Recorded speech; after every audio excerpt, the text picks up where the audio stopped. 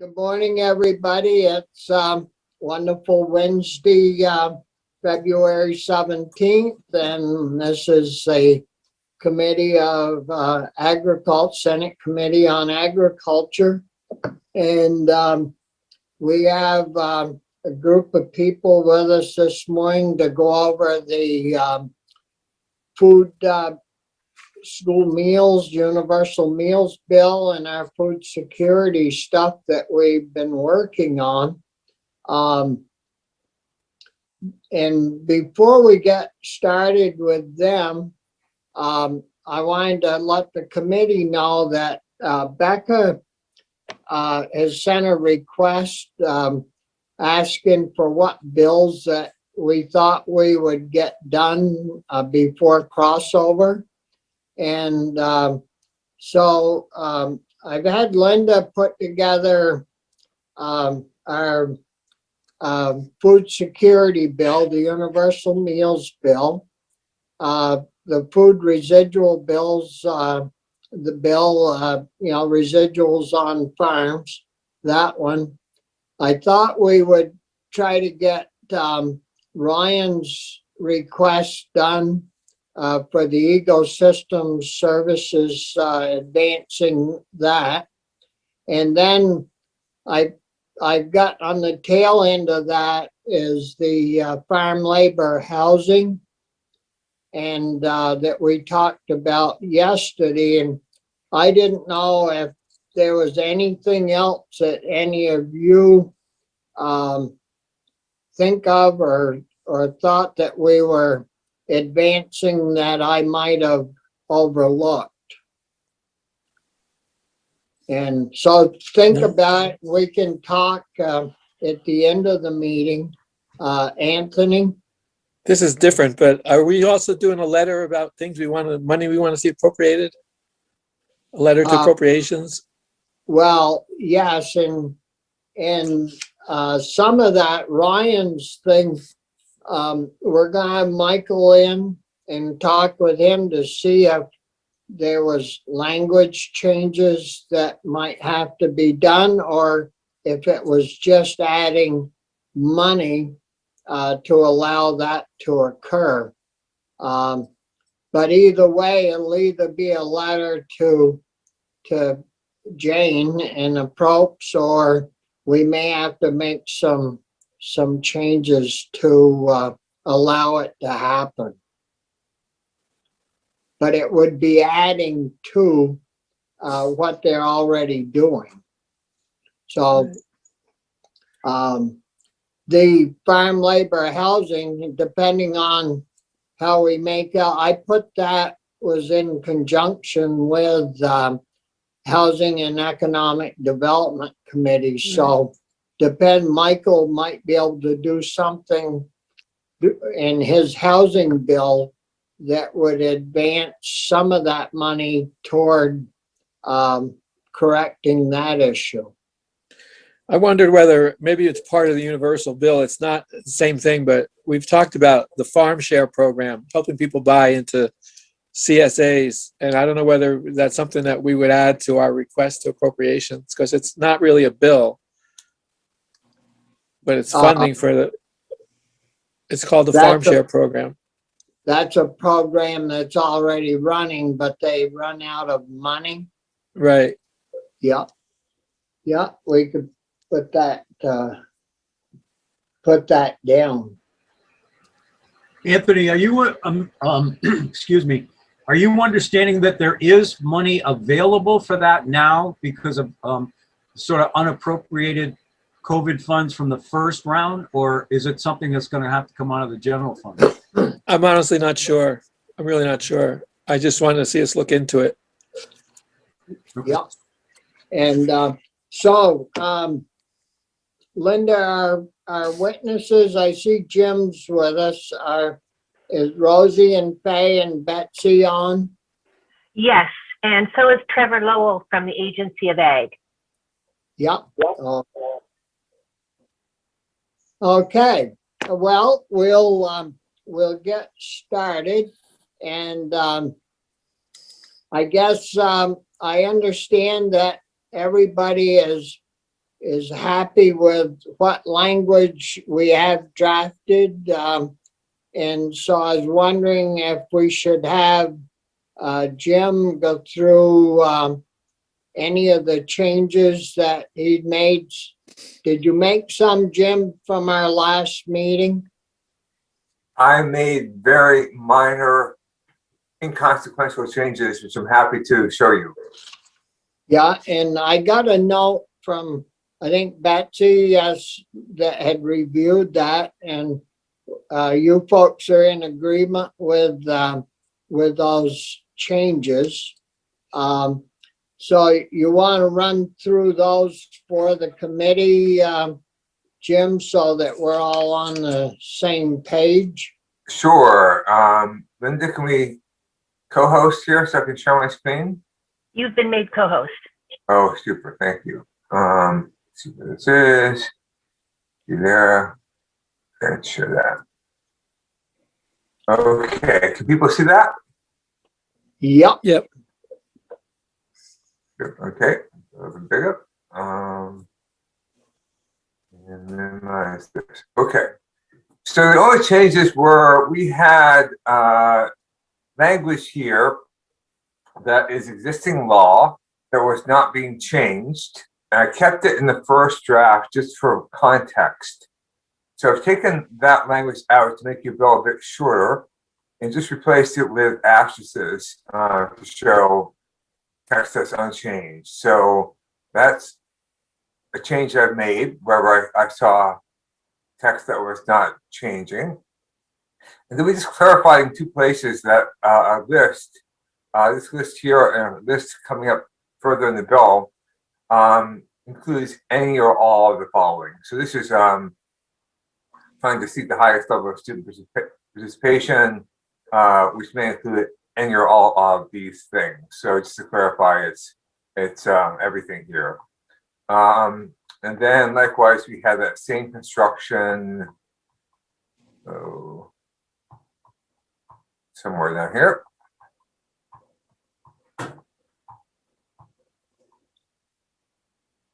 Right here. So again, this is just, this is a criteria for awarding grant funding, which may include funding for any or all of the following, just to make that clear. And those are the only changes in the bill. Well, those are pretty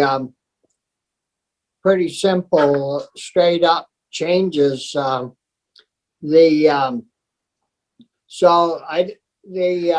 the group that's with us, we have Rosie. Is Rosie with us? I can't see her, so. I'm here. Yeah. Have you talked, Rosie, have you chatted? We're talking too about trying to get you an additional employee over in your division at Ed. Not in this bill, but we're talking down in a different room in regards to that. So have you had an opportunity to look the bill over, the draft over, and could you give us your input in regards to it? Certainly. Rosie? So for the record, Rosie Kruger, I'm the State Director of Child Nutrition Programs at the Agency of Education. So I first will admit to not being as prepared as I normally would like to be for a bill of this magnitude. I've read it twice, and I've highlighted a few areas that I think might be problematic and the committee might wish to make some changes. But this is a really significant change to how we do school meals in Vermont. And because of our COVID response and the amount of attention that's required from me to handling all of that and making sure that children continue to be fed as the pandemic drags on, I haven't had the time to really invest in going through every point of this and making sure that we understand all of the impacts. And I also haven't had the opportunity to really discuss all of the impacts with others at the Agency of Education. So there are significant impacts on other aspects of education because we use the free and reduced percentage, the free and reduced meal applications that we collect from households in exchange for providing them free meals. We use that as a metric of student poverty throughout the education system. And the committee's heard me talk about this for the last couple of years, and that's really the big hurdle that we see when it comes to universal meals. And there is a working group working right now at the agency to figure out what we think the best source of that alternative information would be. And I'd really love for the committee to request others at the agency to come in and speak specifically about the impact of moving to universal meals on their programs, because I really can only speak to the impact on child nutrition programs, which is obviously significant, but I know that you all wouldn't want to do things that would unintentionally harm those other programs, and I think it would be really important to fully discuss with them what those impacts would be. Could you give send Linda some names that we should have in? Certainly, I can consult with Ted Fisher, who's the agency's legislative affairs person, and see who he would recommend to speak about those other programs. So I think. Can I, Rosie, just sorry to cut you off, but Mr. Chair, it strikes me that obviously that is important for us to understand if the sort of ripple effects, but I wonder if that's more central to, say, the Education Committee. And I think we would be smart to understand it, but I guess just logistically wonder if that's something for them to focus on maybe in addition to us, but I just throw that out there. Mostly, I just want to make sure that you understand that I'm speaking from the child nutrition perspective at the Agency of Education, and there are likely lots of other folks impacted or programs impacted at the agency that I just can't speak to today. And so I don't want you to be surprised when other problems potentially arise down the line that I haven't covered today. So that was one piece. So I guess, yeah, it would be important for Ed to look at that as well. Equally as well as us, maybe more important. Yep. Great. So I think I, of course, need to start by noting that there's obviously significant impacts to the education fund. And again, I'm not going to speak much to those today. I think you all are aware of some of those, but I do want to note that in 2019, AOE did an estimate of the impact of universal meals, and we estimated that it would actually cost about $50 million to the state, and that last year JFO came up with a similar estimate as well. I think that's very different than Hunger Free Vermont's estimate. I think we can agree that their estimate is a best case scenario and our estimate is a worst case scenario. And the true impact is probably somewhere in between there, but we don't know exactly where that's going to fall. So I just need you all to be aware that the impact on the ed fund and therefore the impact on local property tax rates could be higher than is estimated in some of the materials that have been circulated with this bill. And obviously the administration is really concerned about the rising cost of education. And so again, down the line, others at the agency and in the administration may wish to speak more to the actual education fund impacts of this bill. And Senator Collmore. Thank you, Mr. Chair. So can I just ask Faye what the estimate was from Hunger Free Vermont? I'm just trying to keep a note here. And so I'm saying AOE says 50 million impact. What was your estimation? Sure. For the record, Faye Mack from Hunger Free Vermont. Our Hunger Free Vermont's estimate is around $21 million, looking at data from 2018 and data from 2019. I would respectfully disagree with Rosie that it's the best case scenario. We're trying to offer a sort of higher end realistic scenario that's based on participation rates that we're seeing in schools that are currently using universal school meals, and we're happy to kind of walk through how we've done that. We've also been working with the Joint Fiscal Office. Their estimate came in between AOE and Hunger Free Vermont's last year, around 30 million, I think, 30 to 40. And they're working on a revised fiscal note for this year. So they should have that soon. Thank you. Thank you. Chris? On this point, is it just a utilization difference?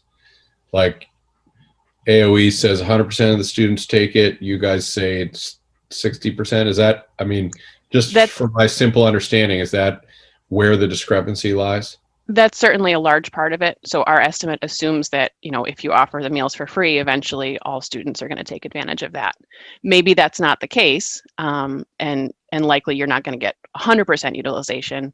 But if we did have 100% utilization, we'd have to pay for it. So we need to know, you know, the maximum amount of money that the state could be on the hook for. And then the other big difference, I think, in the cost is that we assume that no households would submit free and reduced meal applications, so that the federal reimbursement we would get would be based solely on the number of households who are directly certified for free meals because they participate in 3 Squares Vermont or Reach Up. Versus, I believe the other estimates assume that there was some return of free and reduced meal applications. And so again, you know, probably there would be some amount of return, but we just don't know how much. And we have noted that it is difficult to get households to return meal applications when they're not required to in order to receive the meals for free. So I think those are the major differences. There may have also been some work on trying to identify the cost savings from unpaid meal debt.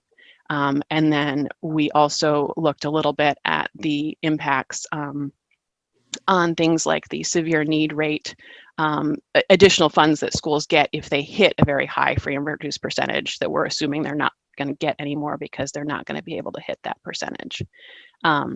So a combination of factors, but the main two, I think, are that utilization rate, and then how much can we get households to return the free and reduced meal application. Is there some other way to measure the wealth of a community other than by using free and reduced meals? You know, we do that with taxes and other issues. I didn't know, would there be... There are other ways, and that's what the agency is working on right now, is looking at, for those other programs, are there better ways or other ways that we can collect this data? But for the child nutrition programs, the free and reduced meal application is the only way. And so when we're just looking at the cost to the child nutrition programs, we have to look at the fact that households are not as likely to return those meal applications when the meals are free. So USDA doesn't allow us to say look at tax data, or for the purposes of the school nutrition programs doesn't allow us to look at even census data, which they do allow us to look at in some of the other child nutrition programs. So the meal application is really what costs us money if we don't get those returned. Yep. And I know that Hunger Free Vermont has a lot of ideas for how we can push folks to return those applications. And they have run some campaigns with schools that are doing universal meals to try and get those numbers up. But we do see that's kind of all over the board in terms of how successful schools are at getting those applications returned when they go to universal meals. And so it's not something that we're confident saying that we'll absolutely be able to resolve with just kind of a voluntary push campaign. So I think, you know, we have spent a lot of time in past years talking about the overall costs of this. And so I don't want to spend too much more time on that today unless there are specific questions. Certainly, you know, I did some extensive testimony in 2019. I think that I gave a lot of assistance in kind of the background data for figuring out the estimate that JFO has worked on. So, you know, we can refer to those when talking more about costs. But I did want to kind of talk about some other pieces that are sort of new or have newly changed in this bill, which obviously combines two bills that you all were working on last year. And I do want to acknowledge that particularly in the local foods incentive purchasing portion of the bill, that you all have incorporated a lot of changes as a result of our feedback last year. We still feel that this is not the most efficient way to encourage schools to purchase more local products, in that there is a lot of overhead costs associated with the oversight and administration of the program, but it's now a workable program. This is something that I could manage at the Agency of Education. We could implement it. So I appreciate that you've taken that feedback and incorporated it and made this into a workable piece. I did want to highlight a couple of things that you may still want to change. So on page 7, line 6 and 7. So this is where it talks about the first year, which is sort of an easier threshold to get the local foods incentive. In the first year, which I think you intend to start next school year, the grant funds are based on the prior school year meal counts through the National School Lunch Program. So if this went into effect July 1, this would be for school year 21 to 22, and the prior year would be the school year that we're currently in, which is school year 20 to 21. And right now, the vast majority of schools are not operating the National School Lunch Program because of all the USDA waivers. Instead, we're operating the Summer Food Service Program.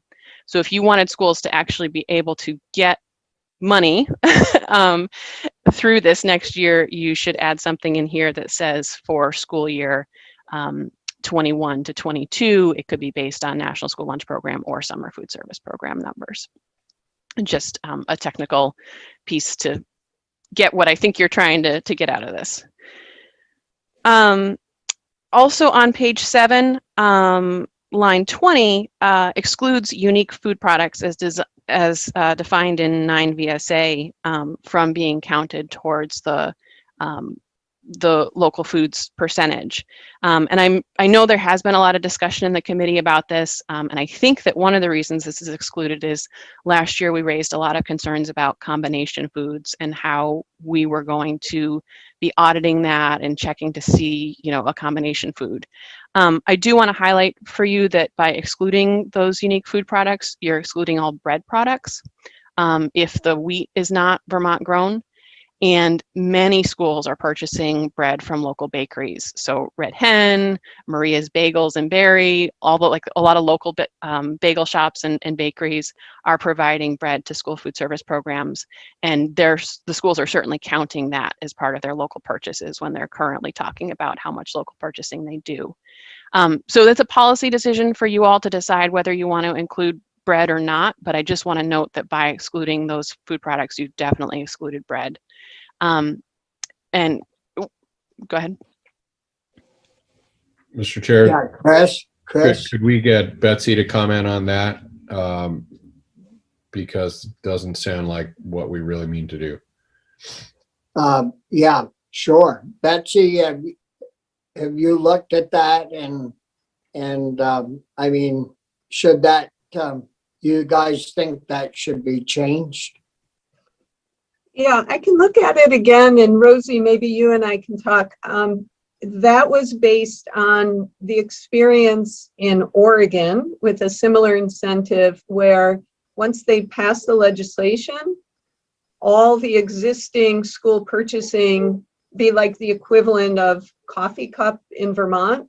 Schools buy a lot of buns and bread for sandwiches from a bakery that doesn't contain any local ingredients. And under the definition with the unique food products, it would make those eligible as local just because they're processed, but it wouldn't lead to any new local purchasing. So we were trying to avoid, Oregon went back and changed the law to correct it.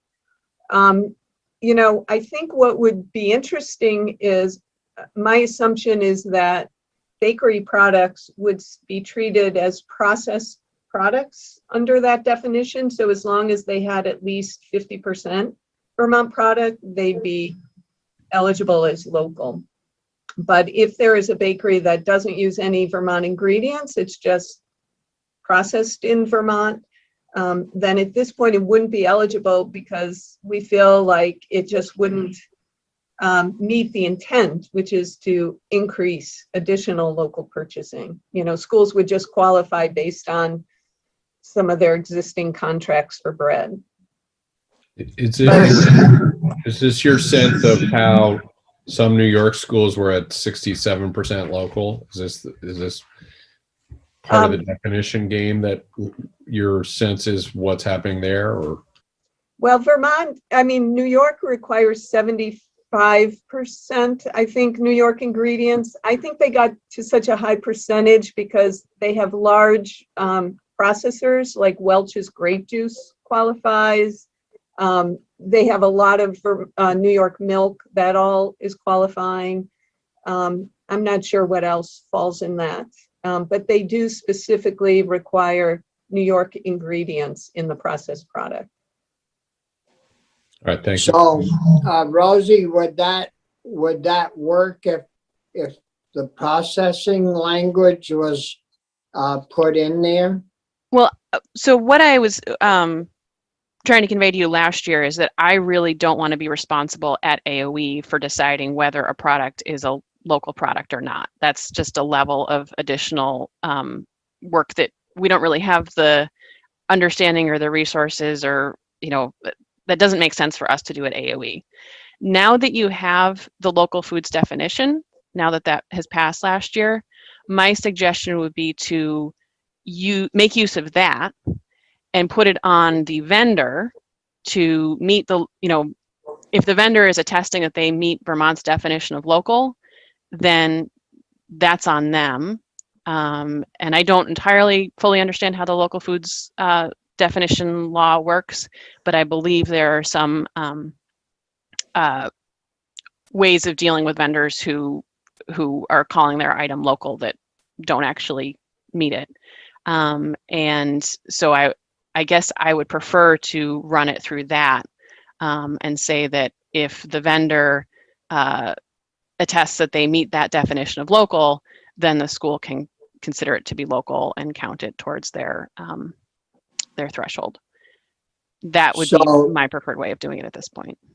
So Jim, could you change that some way to go by our definition, and that the vendor would certify that it's locally produced using our former definition?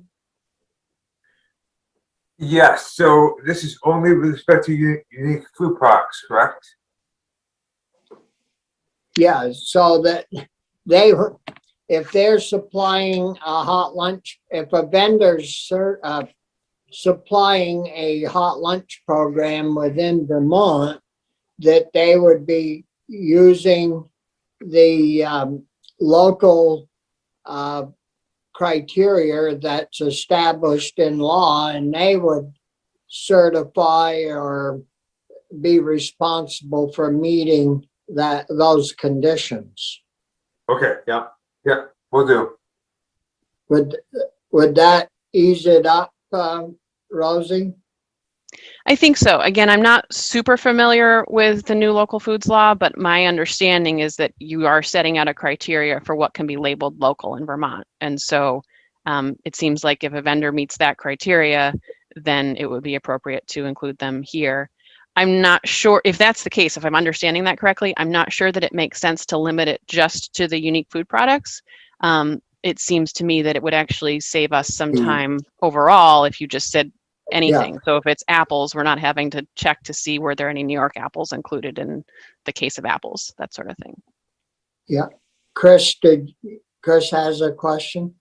Well, I'm happy to hear from Betsy, but I think, is Trevor, who's on this call, is he from the agency? Maybe he had some insight, since they presumably wrestled through these kinds of questions over there.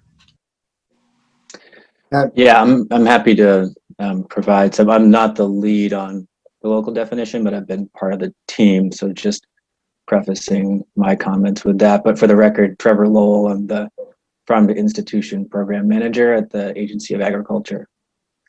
So the unique food product, it requires, well, I guess to the compliance piece, since I think that's really important, the Attorney General's office is actually, their division of consumer protection is actually responsible for making sure that businesses comply with the local definition law.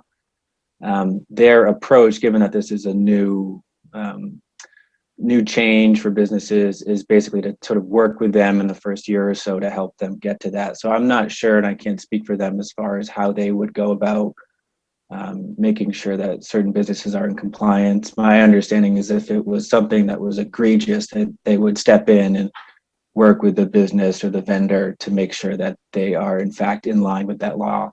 The unique food product, it has 3 requirements, and the company would have to meet 2 of them. So the majority of the ingredients, which is 50% of all the products by volume, and that excludes water, would have to be local to Vermont, or the substantial transformation of the ingredients have occurred in Vermont, or the headquarters of the company that manufactures the product is in Vermont. So those baked goods would qualify. I think to Betsy's point, the discussion was around, you know, is there a difference between a red hen product and a coffee cup product? And both of those things, under the new definition, would fall into that unique food product category. Yep. So Betsy? I'm wondering for baked goods, if there's a, will to make sure that those are included, if it makes sense to just spell out that bakery products would be treated in the definition as a processed product. And then it would require Vermont ingredients, not just the headquarters and processing.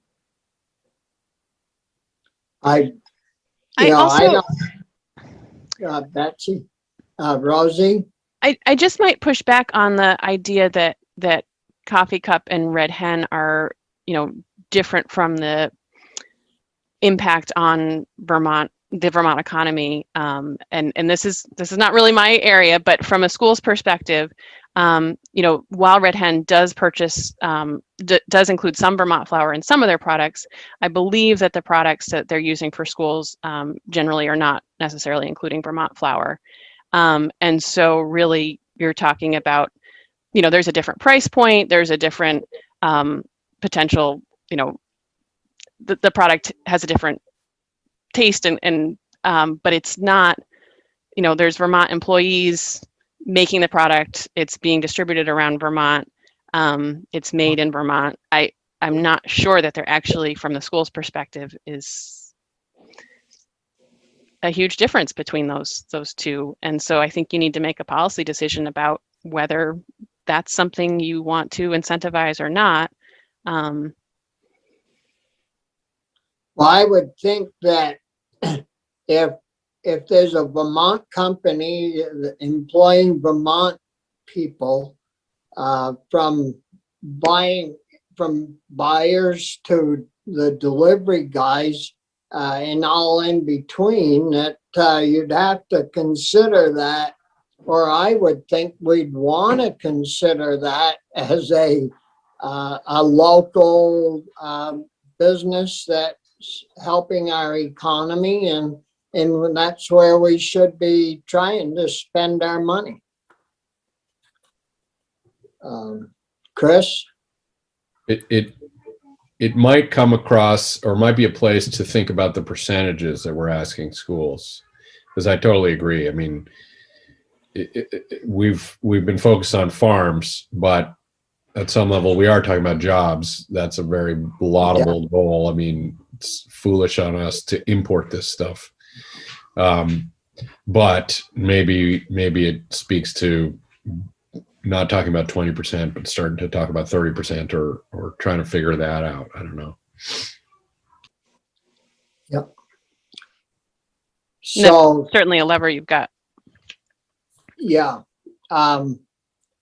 well, you better make a note of that, Jim, and maybe, maybe put some language in there on percentages, and when we go back through it, we'll have a discussion. Any ideas? Do you want to use 30 as a trial run, or?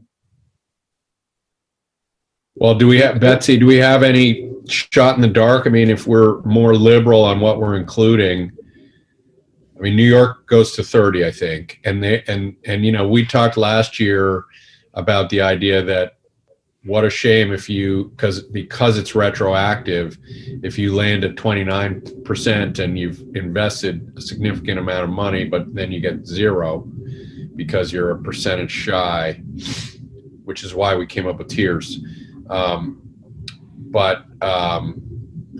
If we're making it easier to qualify and less direct to necessarily food that's grown here, it does seem to me to speak to beefing up the percentage. I will say that, so you had asked AOE for a report on the local foods report that folks, so last year you asked everybody to do a report to the agency about what their estimated percentage of local foods purchases had been. We've put that together. It hasn't hit the clearance process at AOE. I'd hoped that would get to you today, but you should see it in the next couple of days. So that gives you a sense of what folks think they're already doing. And I would tell you that that definitely includes things like bread and most likely includes milk. So you could take a look at that and then decide, where you want to set your thresholds based on that report. Corey? I was just going to say, yeah, why don't we wait for that number and then see what would be a reasonable push to increase it just a little bit, but keep it reasonable. It's already doing 32%. You might as well push to 35. That's my point. So just leave a blank space there to add in our question mark on the percentages for Jim's perspective. Just leave that a question mark there, and we can discuss that the next trip around on this. Betsy, did you have something that you wanted to add? No, I think we can do that. What I did for fluid milk is pick 3, they're independent districts, and look at all their food costs and what percentage was fluid milk, and it was already over 15%. And I think we could do the same with bakery products. Like if schools, what percentage are bakery products that are buying from a Vermont company? And so if the goal is to spur new local purchasing, then that could help also set whatever that percentage could be. So I think we could do a little more work. And I do agree with Senator Pearson that it's a bit of a trade-off of you set a higher threshold and include more products, or you create a tiered system as an on-ramp, but then you've got to be conscious of the intent of the legislation to increase Vermont purchasing.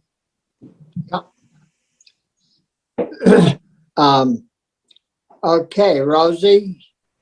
Okay, so then the last thing in the local foods purchasing incentive portion of the bill is at the very end, page 14, line 19, where you're discussing in the first year, there's an appropriation of $500,000 for the local foods incentive grants, and AOE may use up to 60% to retain a contractor to assist with developing and establishing the local foods incentive grant. So thinking about how we would actually do this, the agency already has a grants management system that we would likely use internal folks to program this module into. So I just like a little bit more flexibility there, retain a contractor or otherwise fund costs associated with the implementation of the grant program, just so that we have a little bit more flexibility as to how we do that work, because it may end up being internal rather than a contractor. So those were my comments on that, that part of the bill. But overall, again, while I think this does involve a lot of sort of administrative cost, it's now a workable program that we we could do if you asked us to do it. Moving on, I just wanted to mention, and I haven't seen a lot of mention of this so far in what the bill does, and I wanted to note for you that it does remove the exemption process for schools, for public schools who decide that they don't want to offer the meals program at all. And you know, the agency doesn't really have a position on whether that's a good thing or a bad thing, but I did want you to note that there are currently, as of last year, there were 3 public schools that were using that exemption process to not offer breakfast or lunch. And those were Elmore School, Wyndham Elementary, and Marion Cross, which is in Norwich. And then there were 2 additional schools who were using that exemption process to not offer breakfast. And those were Dummerston School and Albert Bridge School, which is in Brownsville. And so I just wanted to flag for you that there are some schools who are using that, and they may be concerned to see that go away. It's, again, a policy decision, and I think, you know, we've seen in the during COVID, you know, we really prioritized making meals available to every child in the state, and really pushing schools to provide those meals. So not necessarily a bad thing to remove that exemption, but again, just wanted you to be aware of that impact. So how did those schools operate during COVID? So it's actually, there's been a kind of a variety of how they've reacted to COVID. Right. So some of them have actually used the flexibility that we have to operate the summer meals program to offer meals this year. Which we're really excited about. And so we have seen some folks do that. And then I'm not entirely sure, but I believe that Elmore and Wyndham are still just offering milk. And I think that the situation there is these are really small schools without commercial kitchens, and they're pretty far from where they could bring in meals from another school. But I think that's what they're doing right now, but I honestly would need to go double check the records, because folks have been kind of moving back and forth. We had a couple of folks do late starts with getting meals who are now offering meals to all their students. So I'm basing that on what stuff looked like pre-COVID, and that may change after COVID. Folks may have had a good experience offering meals and be more willing to consider that going forward. Right. I know Elmore's maybe 4 or 5 miles from Morrisville, which they're all in the same school district there. And I should think they'd be able to drive a bus or get a few meals from Morrisville to Elmore. I don't know about the other school district, but that one there, it shouldn't be a problem. And I believe that the Elmore school is a small graded, lower grade school. And I think it's very important that children get off to a good start, not only with their education, but with eating habits and what they're, make a good rounded student. You've got to feed them. So do you think that money, that 500,000 is adequate or too much, or? The amount for the local foods grant? Yes. What we should do is probably run a little bit of analysis. When you figure out your tiering, we should look at what folks reported for this year, and we could compare that to meal counts and see, what would they have gotten, assuming that report was correct. What would they have gotten if they applied for it this year? Yep, that makes sense. And what about, it's kind of off the bill subject, but not really. Have you been working with anyone in DC to see whether they're going to be promoting their universal meals program out of Washington in the near future? Or So that's, I mean, that's definitely something for you all to keep in mind, is that there is a lot of pressure nationally to do something. And I don't know that Congress and USDA will be able to act quickly enough to do something for next school year. But I think, you know, the School Nutrition Association nationally has been a really vocal supporter of extending, or of moving to universal meals nationally. And some other major organizations have as well. And there certainly seems to be more momentum and support than there has been in the past. So I don't really know what form that would take, and how the feds would choose to do that. And so, you know, we do want to make sure that we give ourselves some flexibility if that were to happen. I think that the way the bill is structured right now, it does allow that flexibility, in that, you know, you're saying kind of provided under the federal programs, if there are additional costs, charge it to your school budget, to your general fund budget. But that's something to kind of keep in mind, is there could be some pretty substantial changes to the national programs, Well, which would be great. yeah. Well, it would certainly make our life much better, and our children's lives much more healthier, I think.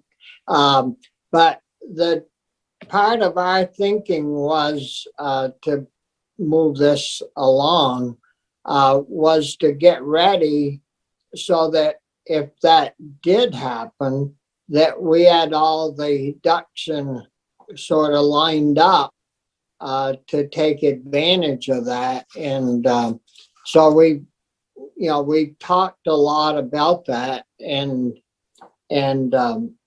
you know, we've had universal meals, well, basically since last year, and I think it's all worked out quite well for everybody. And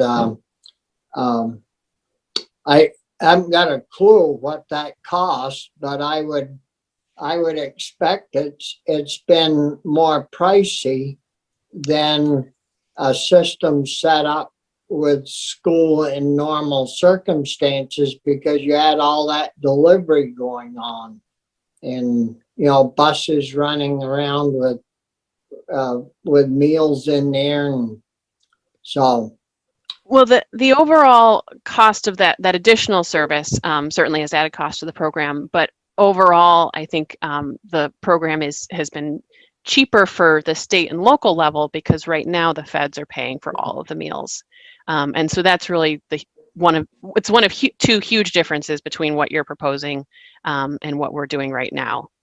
So if there was a way to keep having the feds pay for all the meals, obviously that would be sort of the best thing from a Vermont taxpayer perspective. And then the other main difference that means that we're not having to face some of the issues that we'd have to face in this bill, is that because of all these special circumstances, we were able to actually carry over all the free and reduced eligibility information from last year to this year. So students who qualified for free and reduced meals last year still qualify for meals this year. Even though everybody's getting them for free, they still have that eligibility status unless they submitted a new application. And that's obviously sort of a one-time thing, you know, with all the COVID waivers and how we're particularly operating the programs right now. That means that we didn't actually have a negative impact on the free and reduced percentages as a metric of student poverty for all the other programs that we use it for. So that allowed us to skip that problem this time around, but that's still something definitely that's going to be a hurdle if we were to do this long term. so And again, nationally, like if we were to do this nationally, then U.S. Department of Education would need to figure out how they want everybody to deal with this. And it wouldn't just be Vermont having to figure out how we're going to deal with it individually. So that is another benefit of potential national movement there. So should we have some kind of a clause in this bill that would allow that to happen again, if we needed to use it?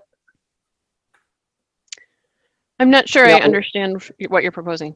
Well, if you could use last year's numbers for this year to have people qualify, and we didn't have much school this past year, and we certainly aren't getting much, in 21 yet.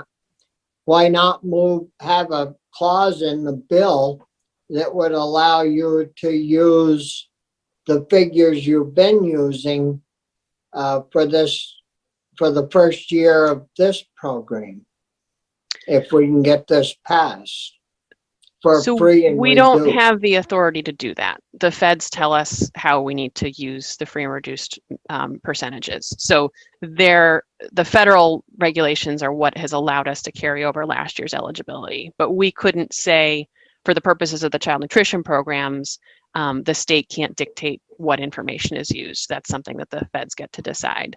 Now, for the purposes of some of the other programs, depending on whether it's a state or federal program, I'm talking about the non-child nutrition programs, there's some potential that you could set what metric would be used. But again, that's where I'd really suggest that you talk to other folks from the agency about the specific impact on their programs. Yep. Chris?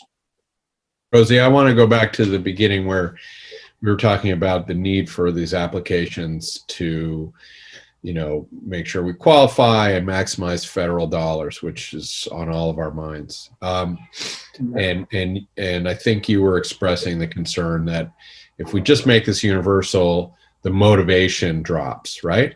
Mm-hmm. We have some schools, though, that plenty of schools. I forget the number, but it's more than a couple. It's about 70. 70. So have we seen that problem play out there, or I'm interested in figuring out ways around it. I mean, so let me just quickly, have we seen that problem arise there? We've seen it at some schools. So some schools have figured out ways to really get folks to return their applications, and others really have a problem getting the applications in. Okay, so it's a bit of an organizing task. Yeah, and we saw that, I think Burlington is a good example. They were attempting to do a Provision 2 base year this year. Meals were free for everybody, and they couldn't collect enough applications to make it financially work. So they are deciding to switch back over to the summer meals program, which doesn't have any impact on the public or the children accessing the meals, but it's that behind the scenes how the funding works. They just couldn't get people to submit applications. Now, this was a crazy year, and there was a lot of difficulty communicating to households. But I think it's sort of intuitive that if the meals are free, it's a lot harder to get a household to share that sensitive personal information about their income. I want to explore this a little bit because I have kids in Burlington schools. I got the form. My kids actually don't really want school lunch, so we make their lunch. So, and I knew we weren't going to qualify, so I didn't fill it out. I had zero motivation to fill it out. But there's nothing is there anything that prevents the schools from not saying, hey, fill this out, it's free and reduced lunch form, as opposed to say, hey, here's a school food survey, please fill this out. Like, don't we have some flexibility in terms of just a mindset shift that maybe could drive our application rate much higher? Are we really limited to what the form looks like and calling it free and reduced lunch forms, or how much flexibility do we have? So we're pretty limited in what the form looks like. There's a USDA prototype that we have to follow, and we certainly couldn't change the name and say that it wasn't a free and reduced lunch form. We have some flexibility in how we message around it. And so some of the schools that have been most successful are the ones that say, this helps us do X, Y, and Z. Please help the school by submitting the application, rather than saying, please help your family by submitting the application. And so that's, if we were to go down this route, that would certainly be the tactic that we would encourage. And really, we would put a big emphasis on messaging and saying, this helps at this point the state, and keeps everybody's tax dollars, or keeps everybody's tax rates lower. if you submit the application. But I think you will still see folks who, don't want to share that information. And, in our small schools, you likely know the person who is collecting that application and processing it, and they're somebody that you interact with in your community, and it feels pretty awkward to tell them how much money you make, especially if you feel self-conscious about the amount of money you make. So there's no good way around it, no easy way around it, or somebody would have already done it.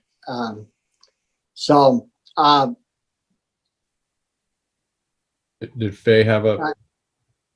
I know, 30 years ago or more, when we wanted to build a new school, if we got a survey from people in town showing incomes, we would get a much larger grant from, I think it was from USDA or something.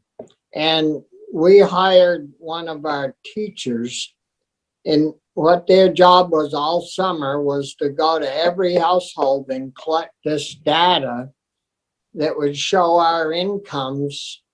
And I mean, yeah, it was personal information, but the story was, hey, if we don't do this, it's going to cost you a lot more for the next 30 years to pay for that school. And they filled it out. Well, I know today's a lot different than 30 years ago, and so you probably still wouldn't get the information. But I would hope, coming from a small town, I would certainly hope that people have got enough gumption and not worry about, the person looking at the act and then going down to the corner store and talking about it. And maybe we could do something about the school district, having somebody that swears that this is confidential information. Certainly, I want to emphasize that it is confidential information, and that there are strict requirements about sharing the information. It's not widely available within the administration. There's a very limited number of staff members who are even allowed to see the information. So folks shouldn't feel worried about submitting it. It's not something that is shared, and we actually, as part of our administrative review process, we ensure that the information is secure and kept confidential. And that's something that we really put a huge emphasis on. But it's kind of human nature to still be a little bit anxious about sharing that information. And I think that's really what we're struggling with here, is right now we have a carrot to get people to submit that information, and that's a free meal, and we're going to lose that carrot. And so how do we deal with that? And there's not a perfect solution. I know there's a lot of things that we can do to encourage folks to submit the applications, but there's nothing that will force them to do it, and we're not allowed to force them to do it in the federal regulations. So that's... Okay, Faye? Thank you, Senator Shard. Do you mind if I just offer a little bit of our perspective on this topic? Sure. Rosie's exactly right. Families don't want to provide their personal financial information, and unfortunately they need to, in order for communities to be eligible for different meal programs, for communities, schools to get Title I funding and other kinds of funding. And that's a federal reality.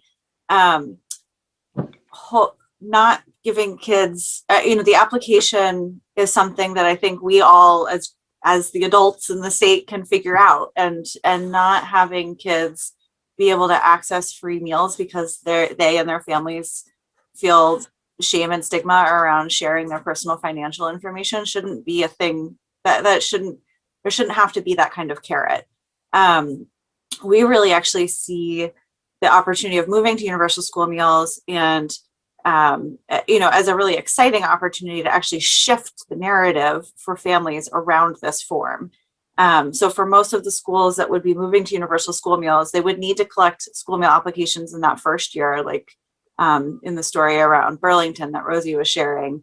And there's a lot of messaging that can change. You know, it's still the school meal application. And as Rosie said, there's not a lot of flexibility around what that application actually looks like, but there's the ability to message it and say, if everybody in our school fills this out, it's going to be more affordable for us to continue this program. And then after that, schools can collect the household income form, which is what's named in the bill.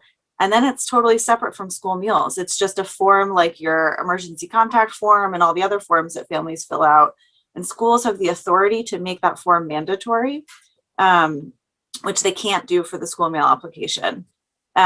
So there's just, we actually see it as a really exciting opportunity. And the act of working with schools to support them and doing this well is the kind of work that Hunger Free Vermont and other organizations do directly with each school, and can work one-on-one and provide language and materials and all of that. And that's would be our intent, to do that with schools as they're going through the transition. And in other, in Vermont, we have around 70 schools who've been providing universal school meals.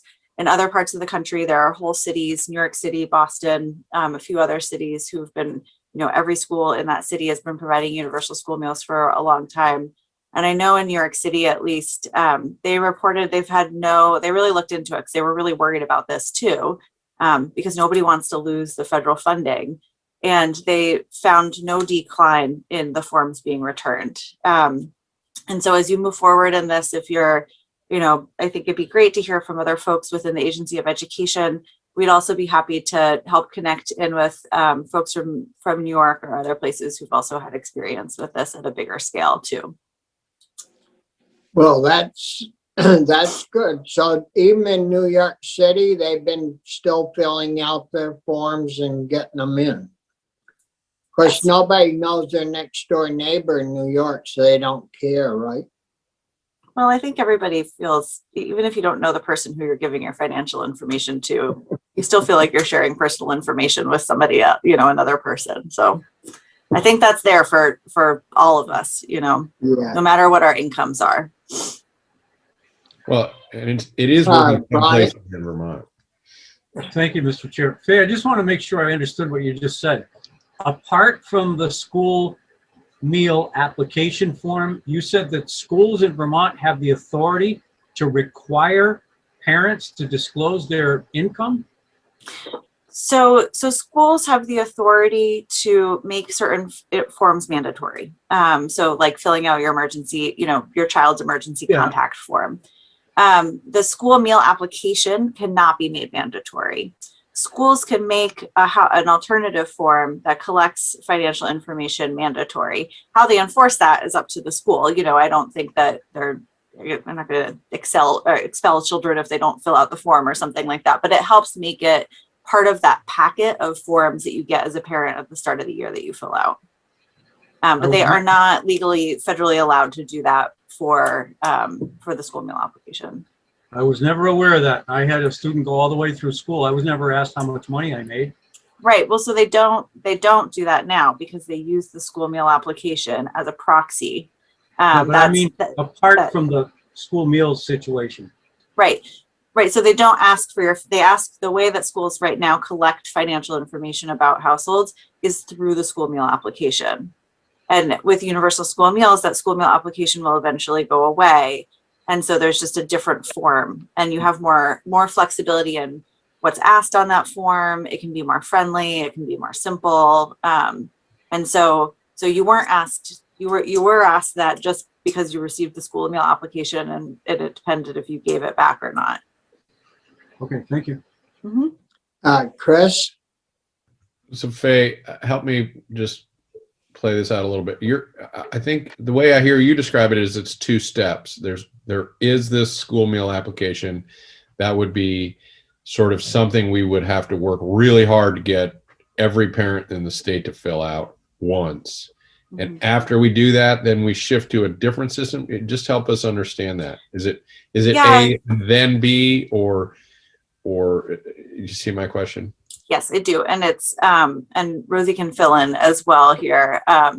This gets into the kind of complex nature of the two different main ways, federal options that schools utilize to embark on universal school meals. For provision 2, which is the one that any school in the state is eligible to use. So that's the one that most of the schools who haven't already gone to universal school meals would use. You start out by having what's called a base year. And in that year, you have to determine the students who are qualified for free or reduced or full pay meals. And those kind of ratios follow through for multiple years.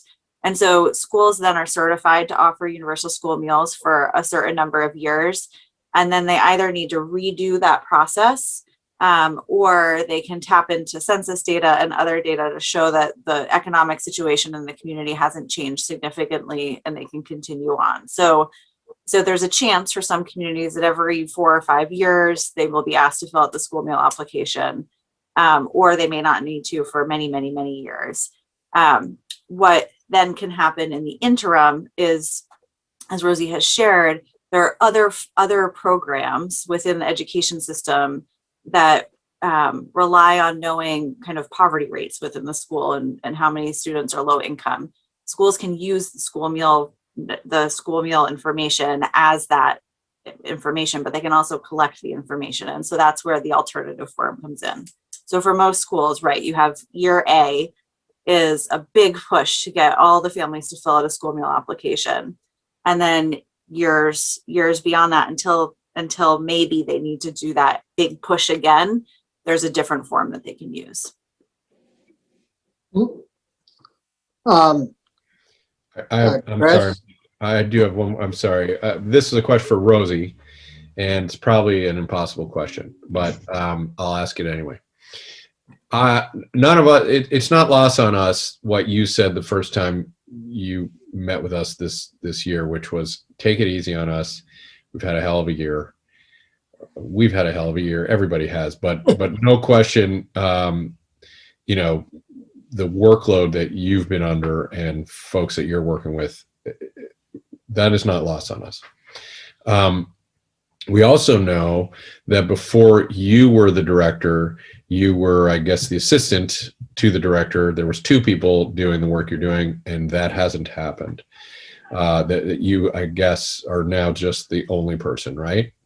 No, I have a team of a bunch of folks who I supervise.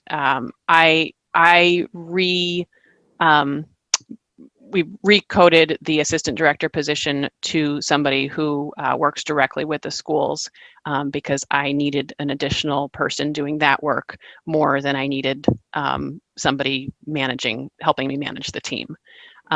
So we now have a team of 9. And one of those is a limited service position. Meaning that position will evaporate? Yep. That's currently funded with one-time USDA award money that we had from a few years ago from doing well in one of our programs. And that currently is approved through June of 2022. Okay. Because the chair had talked about us trying to find you money for another staffer. And I guess, I know it's impossible for you to answer, but does that go a long way to making this more digestible? I mean, Absolutely. I'm just kind of judge, like, we don't want to set you up to fail, and you probably can't come and ask us for a position. So somewhere in between, I'd love to understand how that would go down, if it would be a tremendous help or just a little bit of a help, you know what I mean? So one of the critical things to implementing the bill as written is that it includes that additional position. If it didn't include that position, I would be telling you that this is not workable. So obviously that incurs additional cost, and that's again not something that I can particularly comment on. But in terms of, if you want me to do the work that you've laid out in this bill, I absolutely need that position. I think something else that we're thinking about is that, as Faye said, Provision 2 is currently an option for all the schools in the state. I know anecdotally that a number of schools really are dreading going back to charging for meals next year. So I'm expecting that this summer, whether you do anything or not, there will be more schools who would like to establish a Provision 2 base year next year than normally would be looking to establish a base year. So normally we have a few every year. We're able to kind of work that work into our normal workload. So I'm a little bit anxious about this summer and how we're going to get that additional work done. And just to give you a little understanding, for Provision 2, if a school is setting their base year, we have to look at all of their free and reduced meal, or a sample of their free and reduced meal applications, just as if we were doing a full administrative review of that school. So it's one portion of the administrative review. Normally we do administrative reviews of 1/3 of the schools every year. This is a big piece of that we have to do for every school who's in their base year of Provision 2 within the first couple months of the school year. So there's just basically a big push of we actually look at the meal applications themselves and ensure that the person at the school who's responsible for approving those applications has done it correctly. We check all of their records in terms of their benefit issuance, their list of students who are eligible for free and reduced meals, and make sure that they're doing all of that correctly. So there's just a lot of administrative work at the state level associated with schools opting into Provision 2.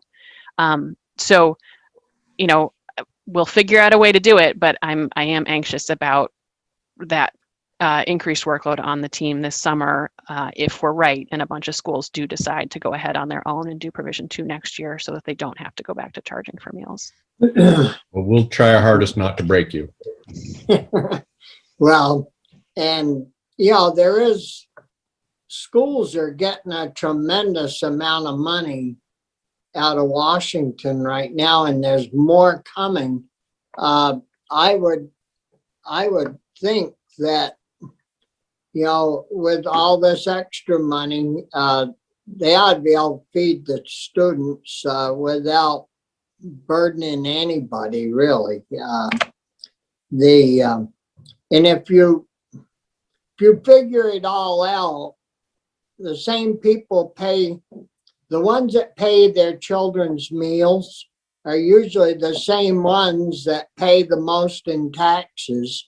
And so the same people are going to pay the bill anyways, if you had free meals or not. And when we did this years ago in Troy, that's the way I sold it at town meeting.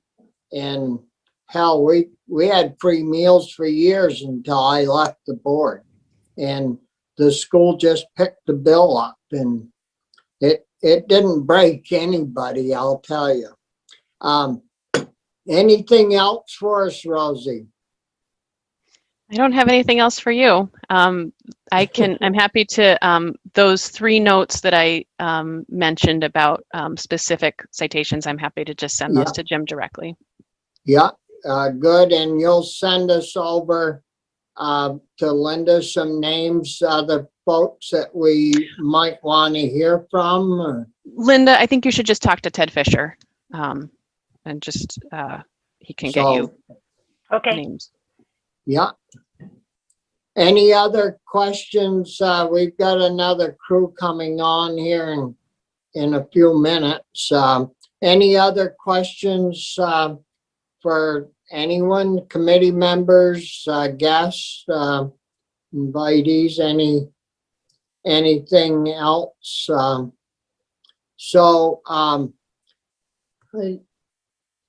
We want to make sure Jim gets those updates, and we'll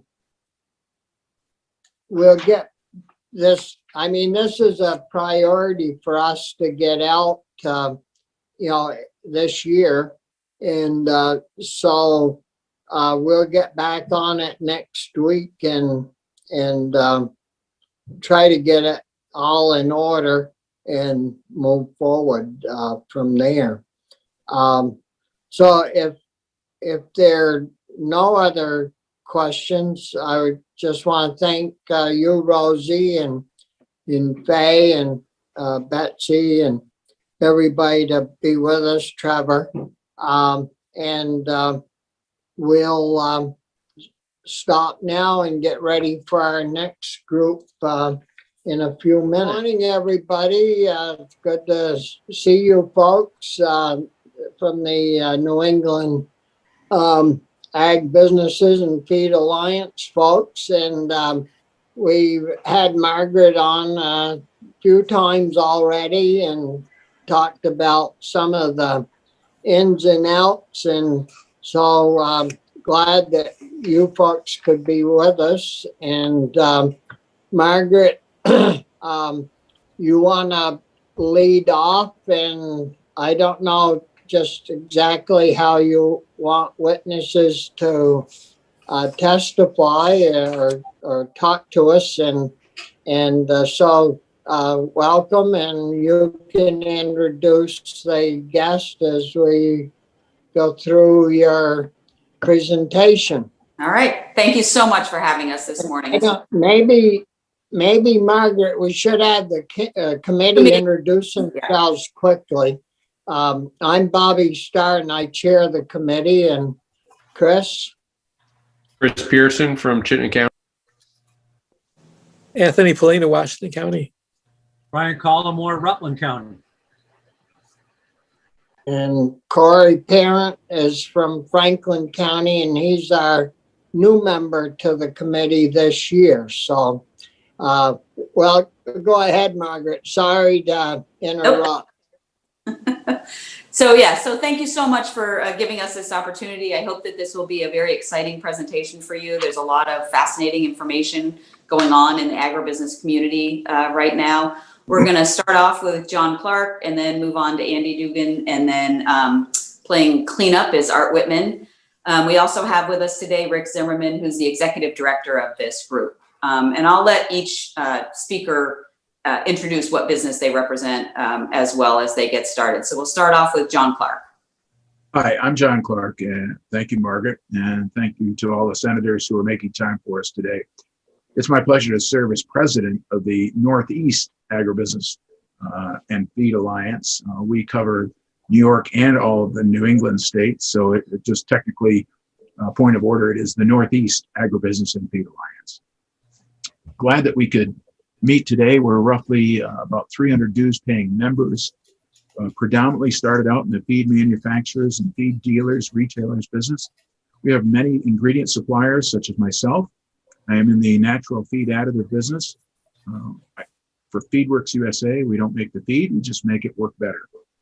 We have agricultural lenders, animal nutritionists, that's becoming a growing segment, independent animal nutritionists who formulate rations for dairy farmers. Every dairy farm would have somebody who comes to the farm, whether they work directly for a feed company like Gold Star, like Andy's company, or they work independently and they would formulate a ration. We have more agronomic input suppliers. Andy was president a couple of years back and started our agronomy committee, and it includes people like Art Whitman, who's on the line today. Behind me, you can see a picture of our board of directors. There's 17 people who serve on the board. We meet about 5 times a year, and it's a great group of diverse individuals. We also have people from academia on it. We have different conferences that we sponsor. We put together one with Pro Dairy, the Herd Health Conference coming up in April. Dr. Kristen Reed of Cornell is chair of that education committee and helps us organize that conference.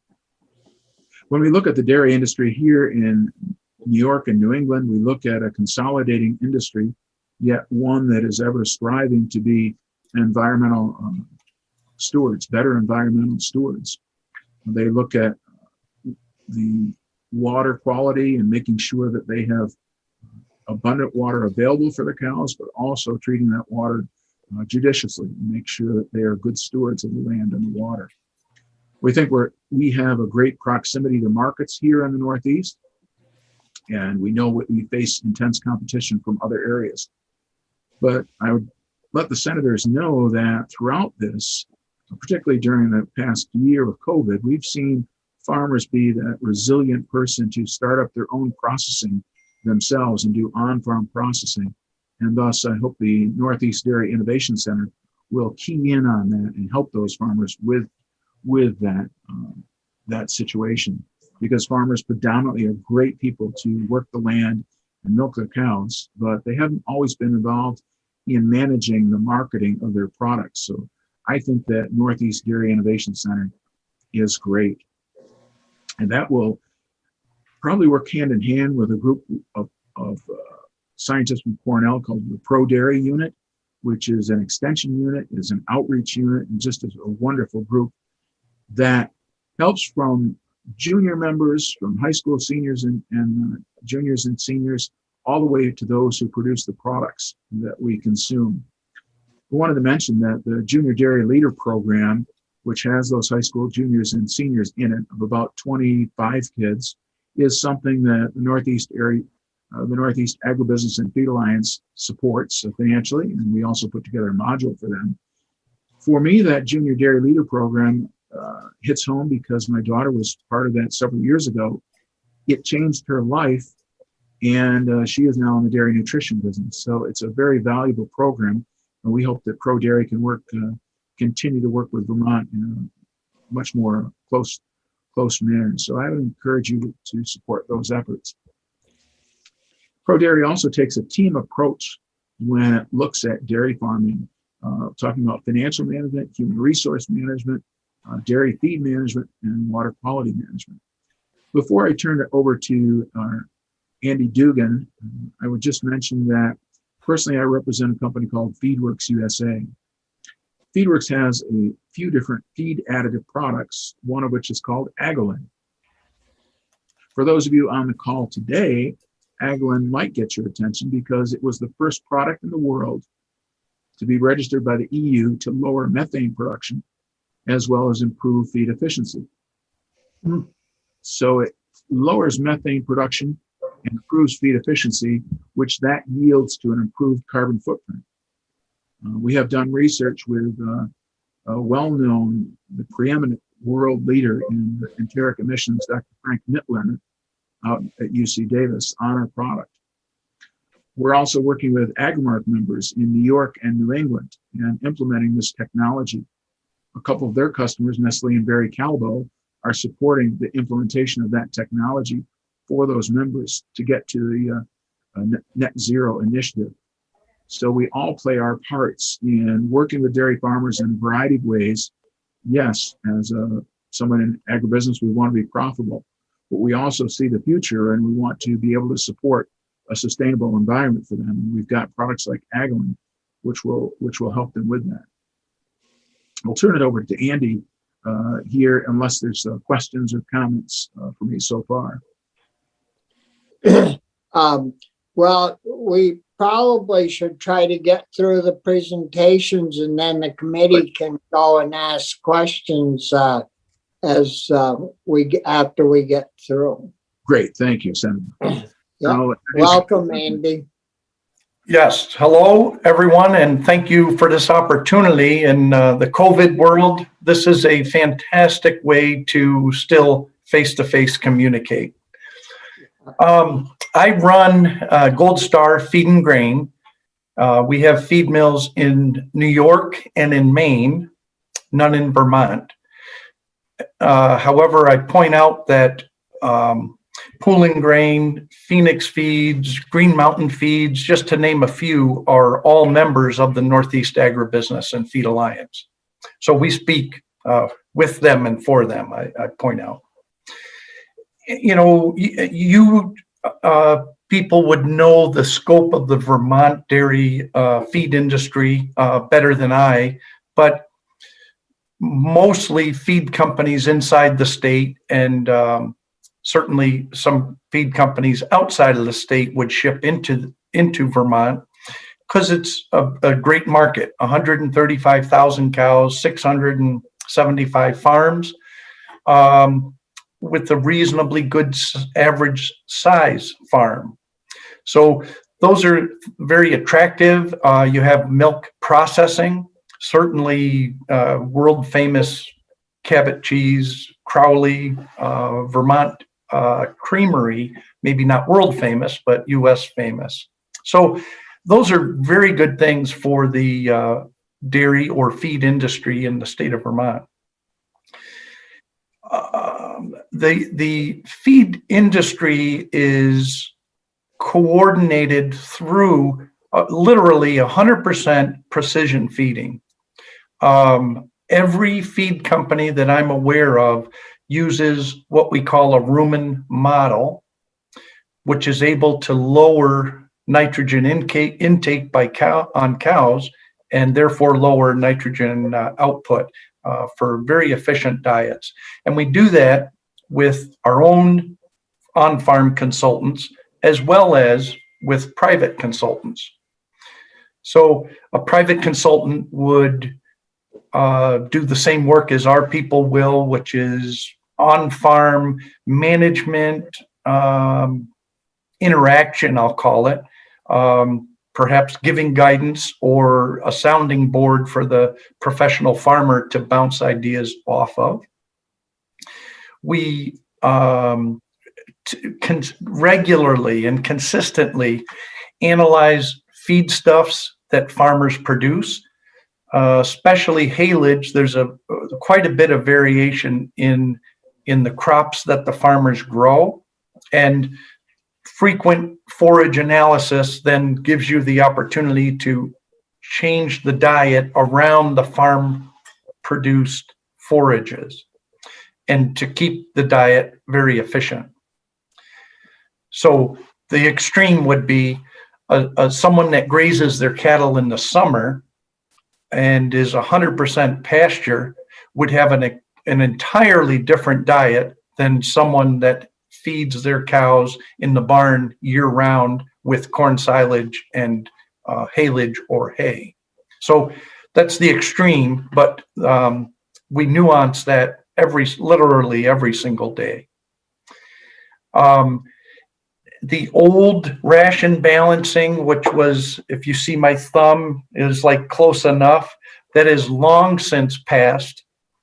The proteins in diets that these rumen models generate dropped from 18% typically to 17% to 16% to 15% crude protein as we utilize more amino acid nutrition. And protein, of course, is where the nitrogen is built upon, right? So the feed industry and the dairy industry and the research industry, because that's how this all came about, whether it's University of Vermont, New Hampshire, Maine, Cornell in New York, or others. They gave us the knowledge on how to do this, and the implementation went very well.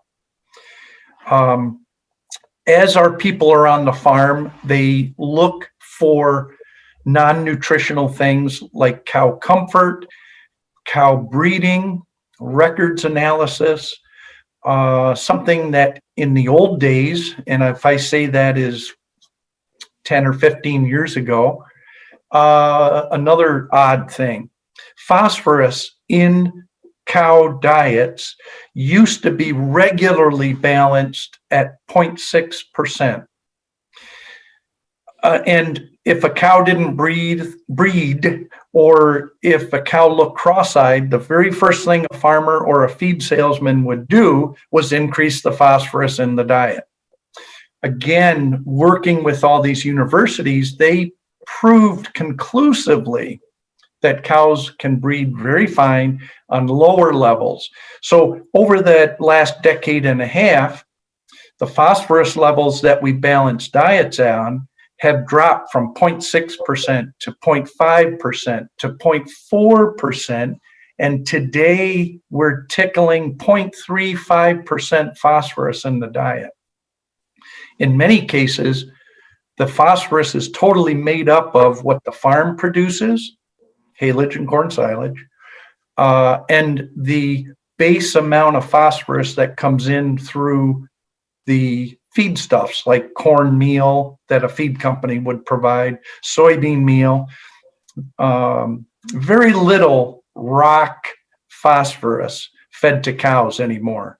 I used to get a trailer load every week, and now I get a trailer load of phosphorus every 5 to 6 weeks, right?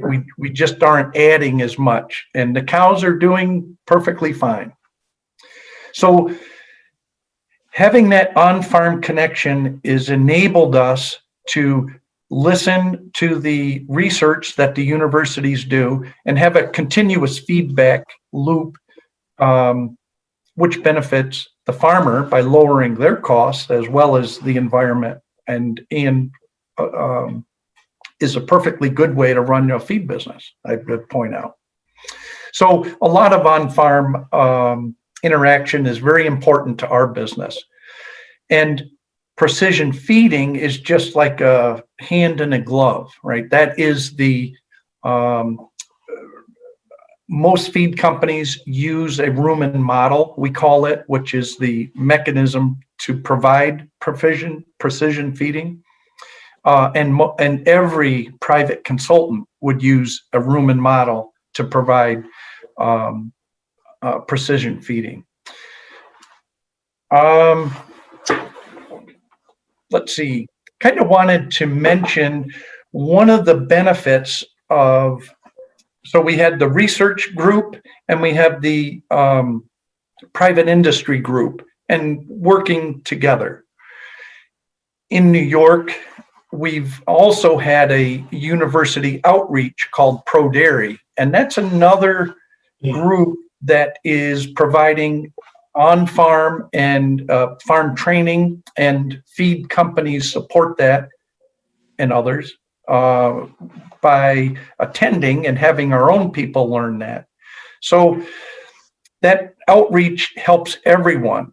And Northeast Agribusiness and Feed Alliance we've presented that into different people in the state of Vermont. Rick might comment on this a little bit more, but we're a proponent of that. It is a piece of the university research, the private business application, and it's the connection between that we find very helpful. And one helpful factor is in New York, the herd averages used to be very similar to Vermont. And in the last decade, that has accelerated. New York herd average has increased as they became more efficient. One of the differences I might indicate would be the Pro Dairy outreach, because the other two pieces are the same in New York and Vermont. Let's see. The other thing I wanted to point out was here in the feed mills I run in New York, I buy about 25,000 acres of corn, soybeans, and wheat, and I use that, I process that and put it right back in the feed that we sell to dairymen. In Maine, I buy probably 75 to 80% of the grain grown in the state. And however, that only lasts me for 3 months. Local grain, the feed mill is a fantastic market, a way to market locally produced grain. I want to point that out. Vermont is not known as a grain producing area, but certainly the climate for wheat would be perfectly good, and corn, you grow a lot of corn silage. So we know it grows. Corn grain could be an alternative there. And again, it helps the farmer, so they get a reasonably good price, helps the feed mill, and they have a local source. That's pretty much what I wanted to tie in on this. I'd like to introduce Art Whitman, and I probably use that term loosely. Art Whitman does not need an introduction to this group, but Art, would you please take over? Certainly. Thank you, Andy. And yeah, just last week I was before this same committee. So hello again. I'm Art Whitman. I am a past president of this organization. Graduated from Vermont Tech and helped run the family feed mill, which I sold in 2015, and I failed miserably at retirement. So I now have a trucking company that spreads mainly lime and some fertilizer, and we truck grain for other grain mills. years ago, when we went to school, we said we had to learn the 3 R's: reading, writing, arithmetic. Nowadays, farmers are required or are learning the 4 R's of fertilizer. And those are, you have to have the right fertilizer at the right amount, at the right placement, and at the right time. And so how do you do all this? First of all, you got to have soil samples. So soil sampling is the key. That'll tell us the right fertilizer and the right amount. The placement is something else. We have manure injection systems now that will inject the manure directly into the ground, but also we have no-till seeders that will actually dribble on fertilizer right onto the seed as it's placing the seed in the ground. And corn planters are phenomenal. They actually can have 2 different kinds of fertilizer on a corn planter nowadays. There's a pop-up fertilizer, which actually will be put right on the seed itself. And then there is a corn starter, which is placed several inches to the side and several inches below the seed, so that when the seed germinates and starts sending out a root system, it's right there to be easily picked up and all that sort of stuff. Corn planters nowadays are just a technical marvel. They have what's called precision seed placement, whereby if you want the seeds to be just 8 inches apart in the row, they will be just 8 inches apart in a row. They have GPS guidance, which means that they actually steer the tractor. So all you do is turn it around at the end of the field and head back, and the tractor automatically is placed in the exact position so that the rows are exactly the same feet apart from the last row. And there actually are clutches on the individual seed boxes so that when it's going over a row that has already been planted, the actual machine will stop planting in that particular seed box, because if you overplant or a high population actually will decrease production, but also saves on seed costs. So I actually have had farmers tell me that they've actually paid for the software system and the hardware system for such an attachment to the corn planter. It actually pays for itself in the first year by the amount of seed that they saved, because especially in Vermont, there's no field that's perfectly square. There's a lot of 3-cornered and round fields that we have to work with. Timing. I know that even my trucks all have a set of high flotation tires so we can get on the fields at the right time. Farmers have tractors that have big, huge flotation tires. Equipment has flotation tires, not only to reduce the amount of soil compaction, but also to make sure we can get on the fields when the timing is right. For instance, if you're double cropping triticale, it's critical, like at either the 4th or 5th leaf stage, you put on so many pounds of nitrogen. You have to go out there and do it at that time to get the most benefit from it. And sometimes the land may be a little bit wet at that time. So timing is still an important factor. What GPS has done for the farming industry is absolutely unbelievable. I can remember when I first started spreading lime back in the 60s, you had to kind of open the tailgate, kind of guess at what the density, what you wanted to the acre, and then kind of drive at a constant speed, and all the time looking for your last pass, making sure you had the right spreader width and so on and so forth. Nowadays, my trucks have onboard computers with a great big screen that tells you exactly where you are in the field. They will, if you have to come back to the field and with another load, they'll tell you exactly where you left off and make sure there's no skips, where you can start in again and continue on. The fertilizer applications of the future go way beyond this, in that when you take the soil sample, your gator will have a GPS unit on it. You'll know exactly where you took the sample.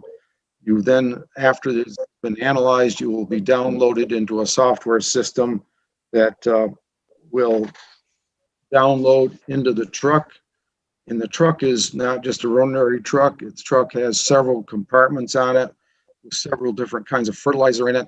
And so as the truck is going across the field, it knows where it is. It knows what the sample was taken.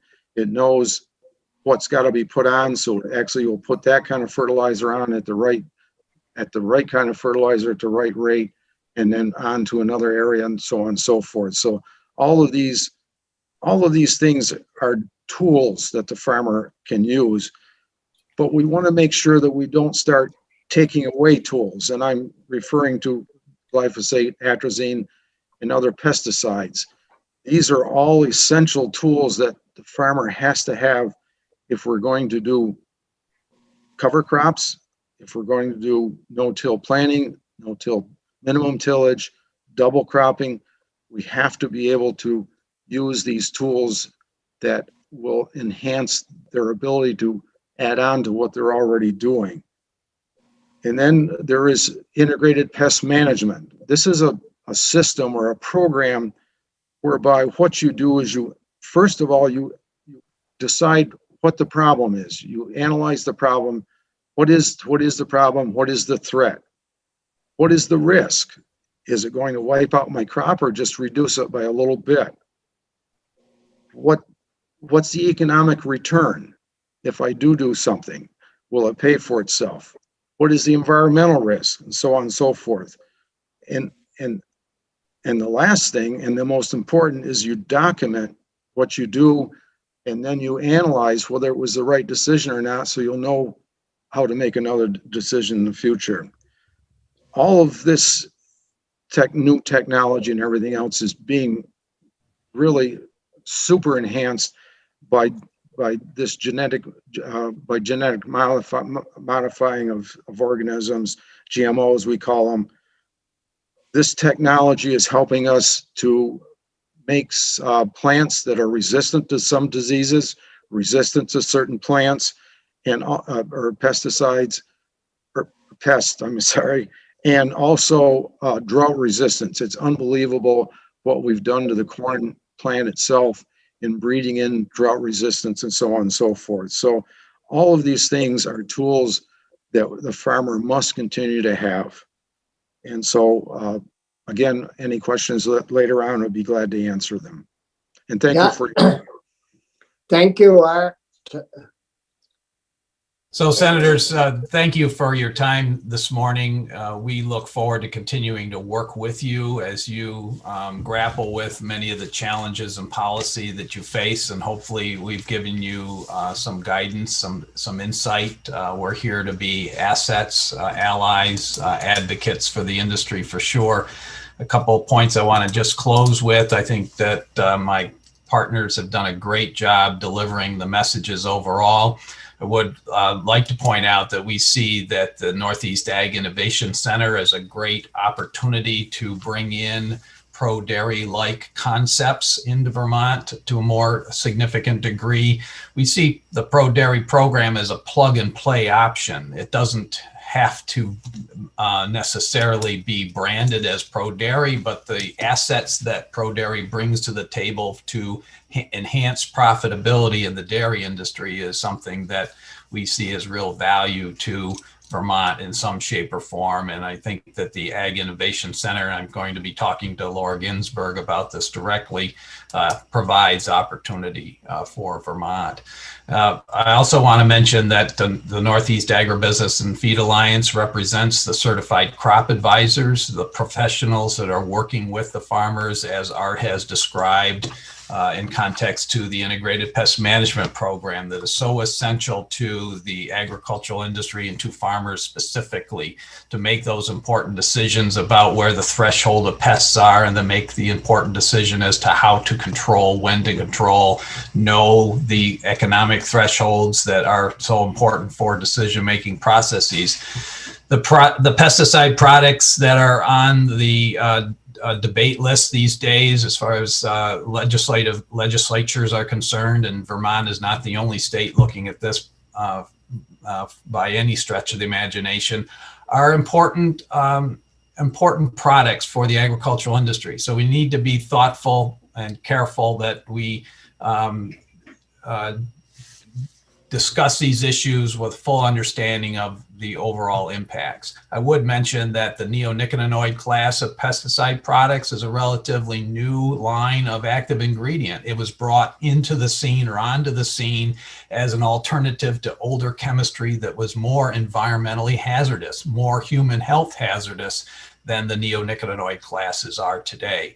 And that has been the trend as new products have come along over the years. New active ingredients are safer, more benign, more precision designed to control the pest without any or fewer unintended consequences. And so that's a good news story of how the industry has evolved, and we certainly want to make sure that that's carefully recognized within the discussions going forward as far as public policy is concerned.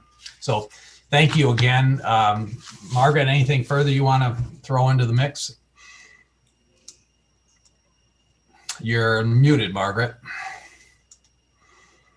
Yeah, I'm happy to take committee members' questions as well, but I also think one more thing I'd like to add is that most of the companies that produce today's pesticides are working on products that basically enhance the plant so that it protects itself, so that you no longer need an actual pesticide, but they enhance the plant's own kind of immune system, or get the plant to not have such a negative reaction to whatever the injury is that a pest is causing, or be able to grow in situations where they have a lot of weed pressure that doesn't bother the plant anymore, that it has all this weed pressure, that it can more efficiently take up nutrients and fight for the nutrients along with the weeds that are next to it. So the new generation of all of these products, you know, as Rick said, they're all trying to be more benign in their effect on the environment with every single new product that comes on. Yep. Well, thank you, guys. We have a question, Senator Collmore. Thank you, Mr. Chair. So Margaret, in this COVID era, I found it very interesting what you just said. So the pesticide industry, in essence, and I'll use an analogy, I'm not sure how accurate it'll be, is sort of giving the plant a vaccine, if you will? Yes. And in some kinds, we've always used things called inoculants on seeds, but now they're literally finding ways so that they can create these inoculants for those seeds to make that plant have a stronger immune system, or simply not care that it's had these incursions to itself. Senator, I would also suggest that through genetic engineering, we are creating the opportunity for the plants to be inoculated or defend against pests as well. That's an exciting whole realm. The gene editing element of genetic engineering, which is the newest generation of such, really has got some great, exciting, promising technologies coming forth, so that inevitably we will continue to be able to reduce pesticide applications because of this newly developed plant protection. Thank you both. That's interesting. Thank you. So, John, I was pretty interested in your putting your feed analysis together to lower the methane gas that's given off from the animals. How's that working out? Have you got any measurements at all from that? Right. So if I can find it, I'll put a fun little one up on the screen. We have a way to measure the how the cow is producing methane, and we actually measure it in a different number of ways.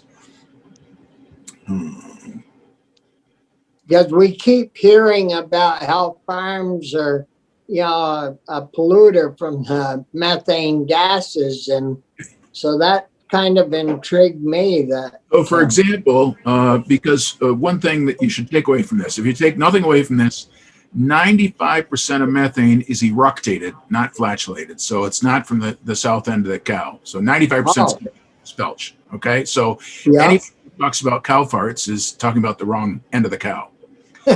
This was one technology we utilized here. They're gas tracker technologies. When we fed the product and we changed the methane, amount of methane that she emitted. This is one way in which we measured it. We put them in stalls to measure it. We used other systems. Here's a green stall that we put the cows through where we measured the methane. So yes, we can actually measure that, and we're saving maybe 10 to 18% to 20% of the methane. But what we're doing is, much like on the agronomic side of things, we're getting more efficient. When we feed the cow, instead of this off gas that methane is, it's just like a catalytic converter for a car. The more miles per gallon we get out of a gallon of gasoline, the less waste we have. So the more we're able to utilize that feed, the less methane we produce, if that you understand that analogy. Yep. So that's working out good.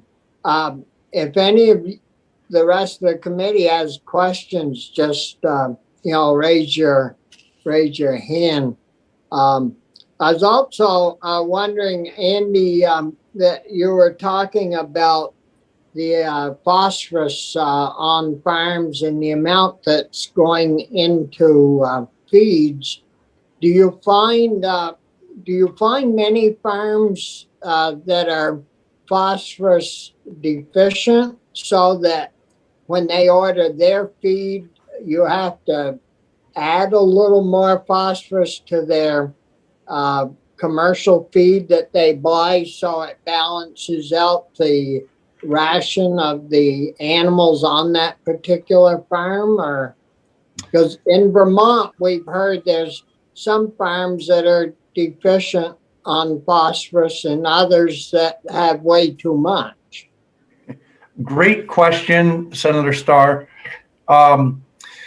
When the reason the agronomy committee was formed in the Northeast Agribusiness and Feed Alliance was to produce a white paper on phosphorus. That was their charge. And it took about a year. It included way more information than I could have comprehended was out there. And we ended up with New York had very good data on phosphorus. So we created a white paper on phosphorus and have published in New York. We are in process to produce a white paper specific to Vermont. In fact, a draft came to me and Rick and others this morning. So it took us a little while to gather the information in Vermont, but we are creating that. And this is a long-winded answer to your question, Senator, but we never would just add phosphorus, right? So we require the farm consultant, which is could be a PhD nutritionist, could be a salesman, could be a private consultant, could be a veterinarian. We require them to create the ration that they want on the farm. And then we document that that is what we have made. So the key is to make sure the person creating the ration has the right information to make the right diet. A little bit of a long-winded answer, but I am totally excited about the initiative that we've taken to address the weaknesses and the strengths or improvements that we've seen in phosphorus. So we've published in New York, we will publish in Vermont, and we're working on a nitrogen paper too. So I'm just all excited because that was the charge I gave to the agronomy committee. Yeah, it's really amazing the technology that's happened in the last 10 to 15, maybe 20 years, but 10 to 15 especially. And getting back to Art talking about the lime spreading and fertilizer spreading. 40 odd years ago when I got into the truck transportation business with my uncle, that was my first job, was to do lime and fertilizer. And And, it's really amazing the difference in, we all had the hopper bodies with a gate like Art was talking about. And if you had it sort of, you knew where 2 ton to the acre was or 3 ton, and you'd set your gate and away you would go. And it maybe it rained like heck before you got back. And well, I think I stopped right here on that field, and you'd kind of guess it off. And now you've got all these gadgets that really assist in that. So it's really a great and interesting time to be in ag, I would expect, with all this technology. Are there questions from the other committee members? If not, we have another crew that right behind you folks, and it was very interesting to hear your presentations. I know we've talked with Rick before in regards to pro ag, and that's something that we in Vermont need to pay more attention to and get organized around that. We don't want New York producing all the milk. We gotta increase ours to keep up. Amen to that, Senator. Amen.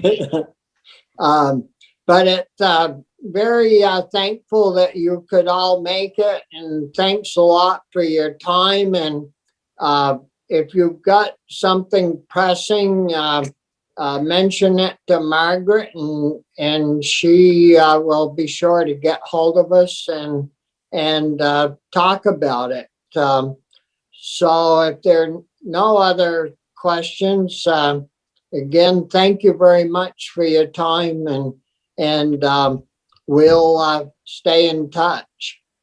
Thank you, Senator. Thanks, everybody. Thanks, Senator.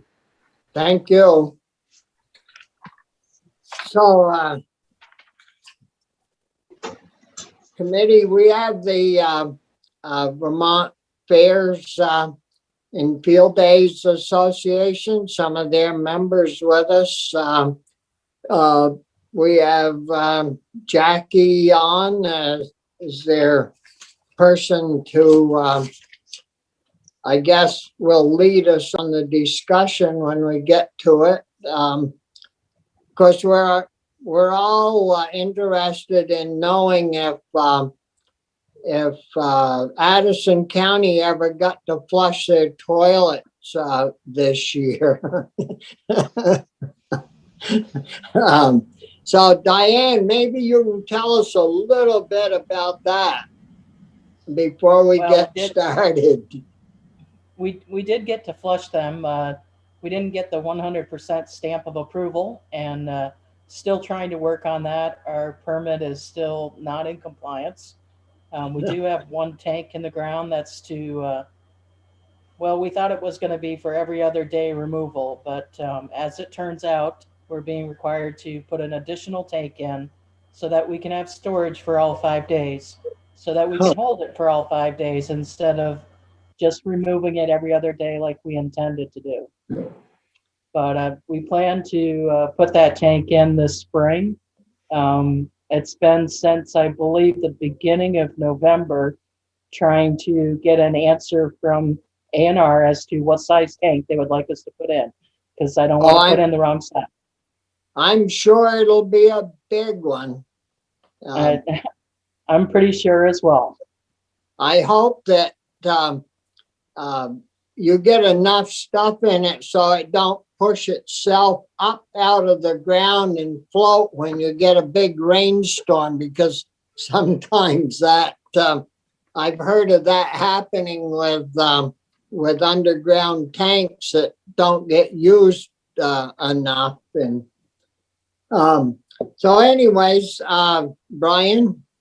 Yeah, I didn't know if Diane was ready for a question, but I'm curious, and trust me when I tell you that this committee is, this is like the project that never ends. I just, I'm just still amazed that we haven't found a solution for you folks.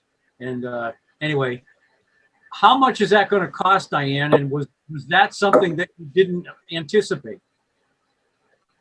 We're assuming that it's going to be maybe another 7,000 gallon tank, so probably somewhere in the vicinity of $9,000 to $13,000. And you know, it's, in my opinion, a little ridiculous when we could easily remove everything that's in the tank that's already in the ground every day. And we have numbers from last year where for one day it's a 7,500 gallon tank, and the most we ever put in one day was 3,900 gallons.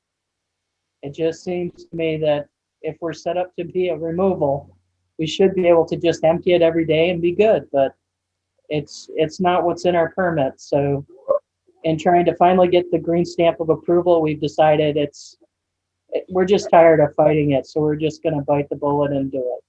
Well, maybe you'll, kind of a funny thing to say, maybe the attendance will go up to the point where you will fill both tanks, and then you'll have the money from the added revenue to pay for it. We can only hope. You don't have any whiteout down in Addison County to white that section of the permit out? Believe me, Senator, if I could do that, I would have done that already. I already pushed them by doing some stuff they didn't like, so I'm trying to just behave now. Yeah. They say I have a little Bobby Star running through me. Pushing the rules right to the edge. Chris, did you have a question? Yeah, just, I guess express my disbelief as well, but things don't surprise me as they used to. Diane, these are not your only facilities during the fair. I mean, I remember it's been some years since I've been there, but so A&R, do you have to get permits for portable toilets that come through for that whole structure? No permits for the portable toilets, but we do have 3 other bathroom facilities that have the tanks that we pump out of every day, which is why we have a truck on the grounds. Yeah. Plus that truck goes around and pumps out all the campers that are there as well. So, it just seems a little redundant not to just let us keep the level of the tank where it needs to be and just be done with it. But since they're able to write the rules of the stuff that you guys put together, they just figured you had a 14-day rule in there, and if our fair is 5 days, then we need to do all 5.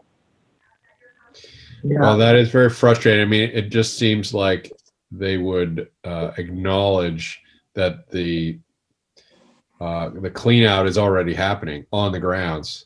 Anyway, sorry, my frustration doesn't help you much, but I just wanted to make sure I was understanding. Well, I just want to make sure that we appreciate everything you did. It just seems that when you allow them to make the rules, it really, the bill you intended and the bill that they ended up giving us is not the same bill. Yeah. Well, we've spent considerable time on this, and I don't know if we helped her or not, but we tried to help, and we may not be done with this issue yet.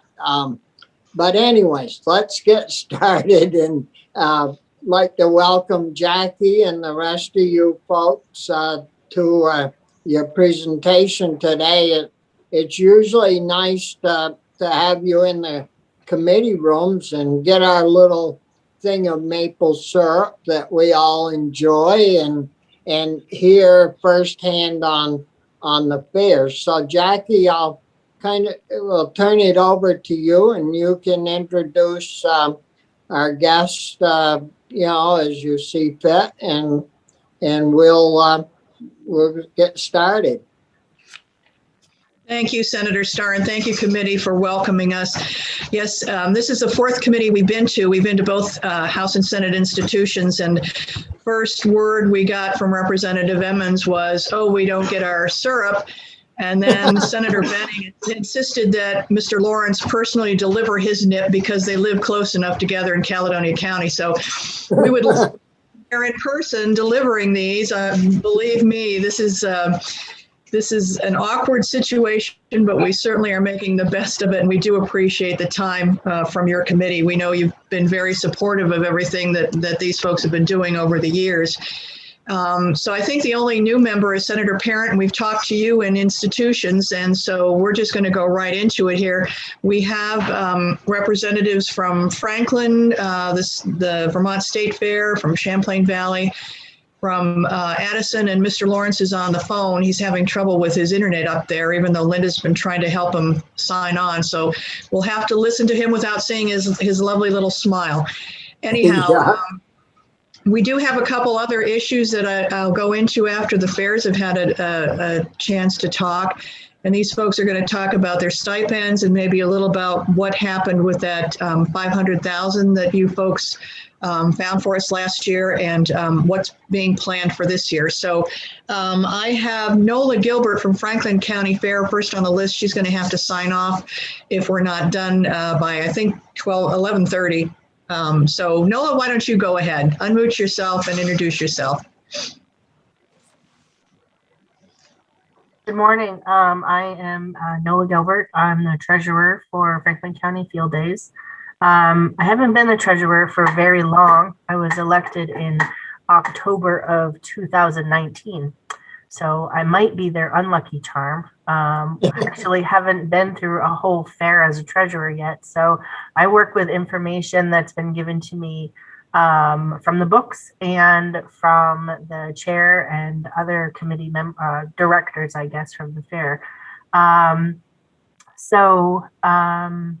Thank you for the stipend money and the $500,000 that you guys found for us last year.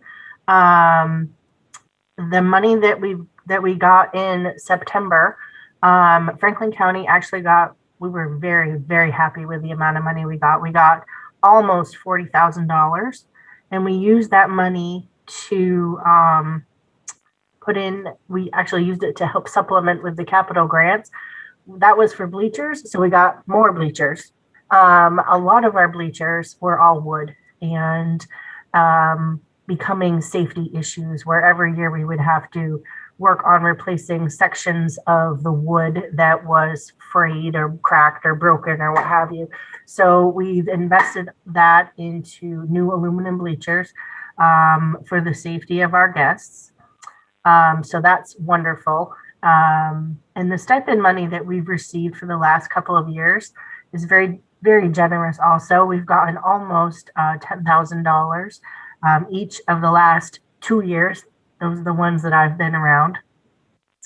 The stipend money, we use it for a variety of different things, but I think most of it goes back to the premiums that we're paying across the fairgrounds. Premiums are for, well, everything from 4-H to tractor pulls. We spend quite a lot of money there. And so I would say most of that stipend money goes right back into premiums, which of course go back out into the community. Our plans for 2021, we're kind of on hold. Like we're not super comfortable signing a lot of contracts or looking into entertainment or scheduling anything because we really just don't know what's going to happen. So we're being very hesitant. We've had a couple of conversations, I would say informally, about other things that we might be able to do safely at the fairgrounds. But so far, nothing concrete has come up. We do have a wedding barn that we've got rented out, I think, almost every single weekend. But that isn't really fair. And, it's not a fair thing. It's a private rental. We're just fortunate that we do have a little bit of income coming in from that. So we're anxious to see what will, unfold in the next, hopefully 2, maybe 3 months, and that we'll be able to have a fair this year. Because we kind of miss it. We're getting lazy in the summer without having to do all this stuff. So yes, I think that's what's going on up in Franklin County. When is your fair in Franklin County Field Days? What's So the date? if we have a fair this year, it should be August 5th through the 8th. Yeah. Yeah. So we'll move on, Jackie. We want to make sure we get everybody on, and then we can go to questions after. But Noel, you've got to leave in a little bit.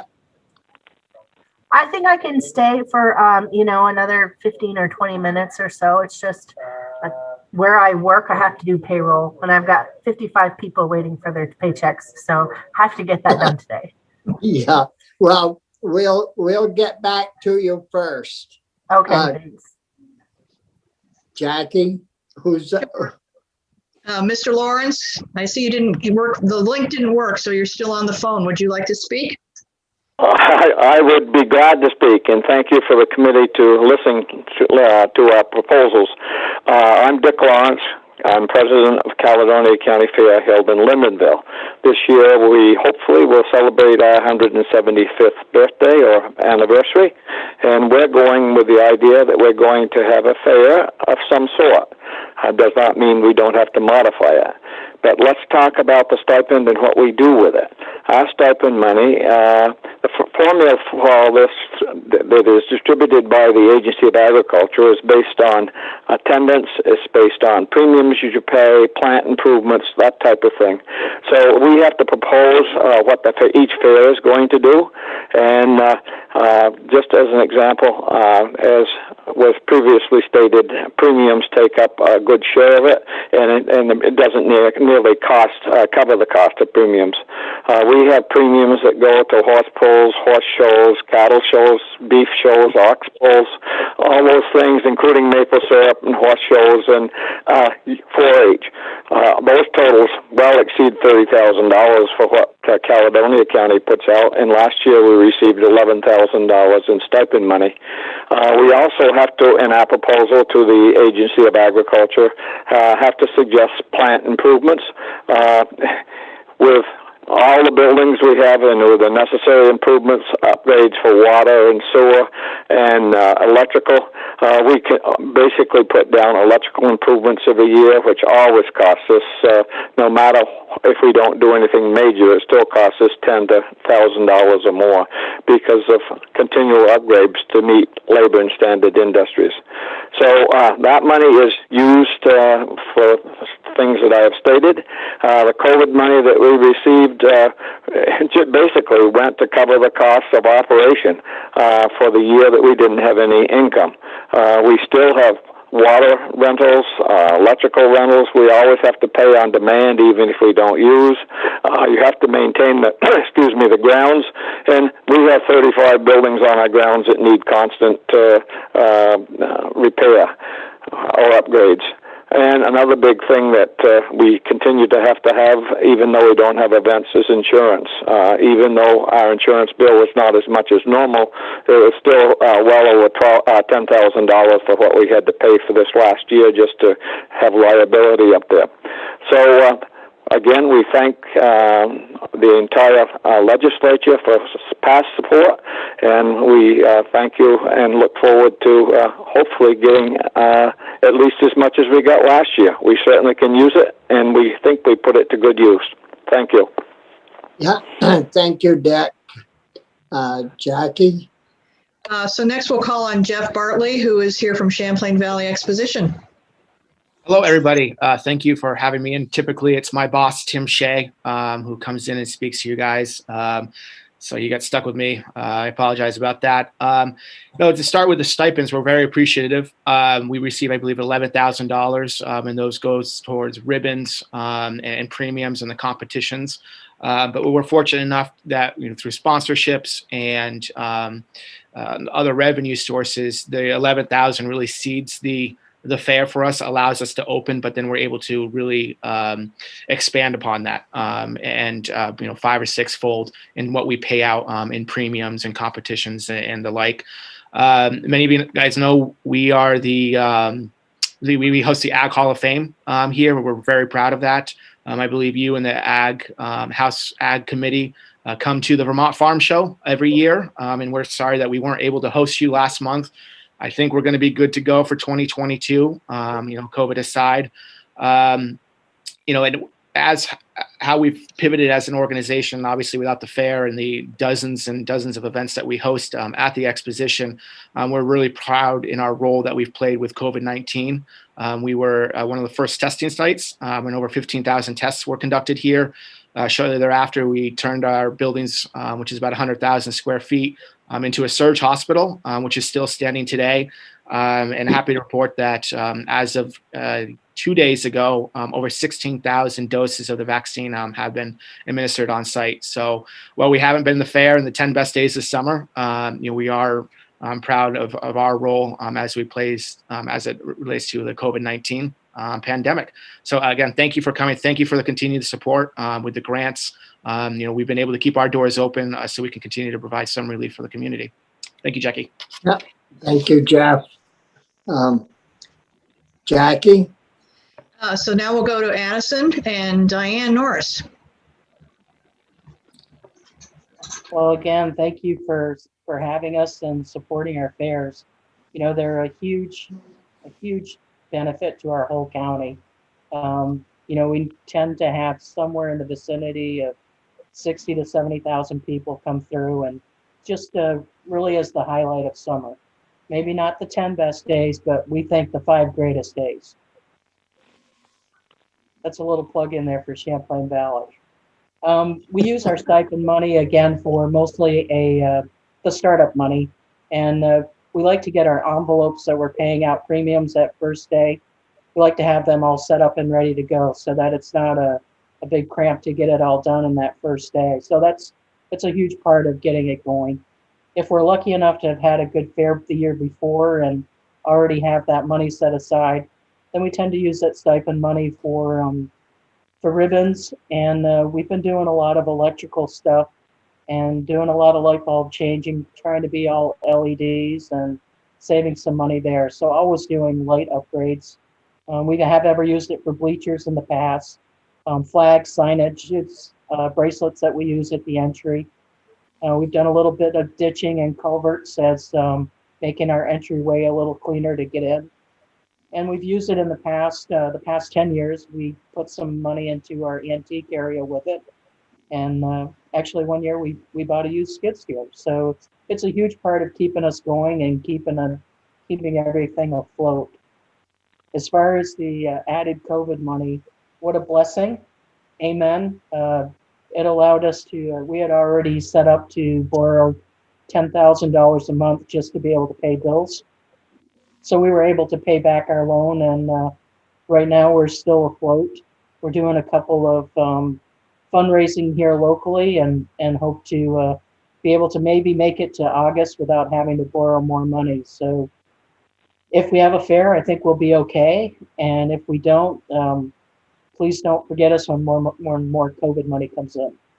Thank you for your support. It's a huge benefit to us. Yeah. Do we have someone else, Jackie? Yes, we have Robert Congdon from the Vermont State Fair down in Rutland. Yeah. Morning, Bob. Morning, everybody. Again, thank you for taking time to have us in and to hear from us. And again,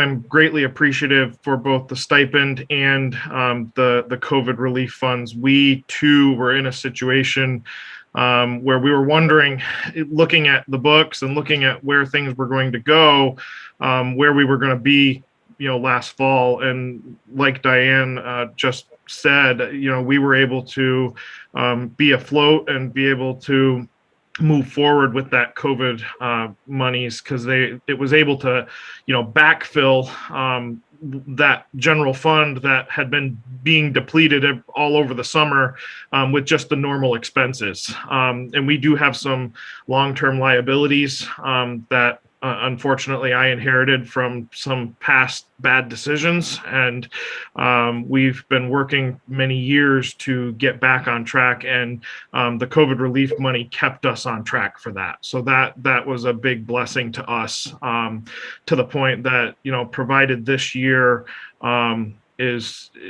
we were successful in our current plan, we are going to be free of long-term liabilities by December, which is going to be a huge blessing to us, and a big step back from where we were.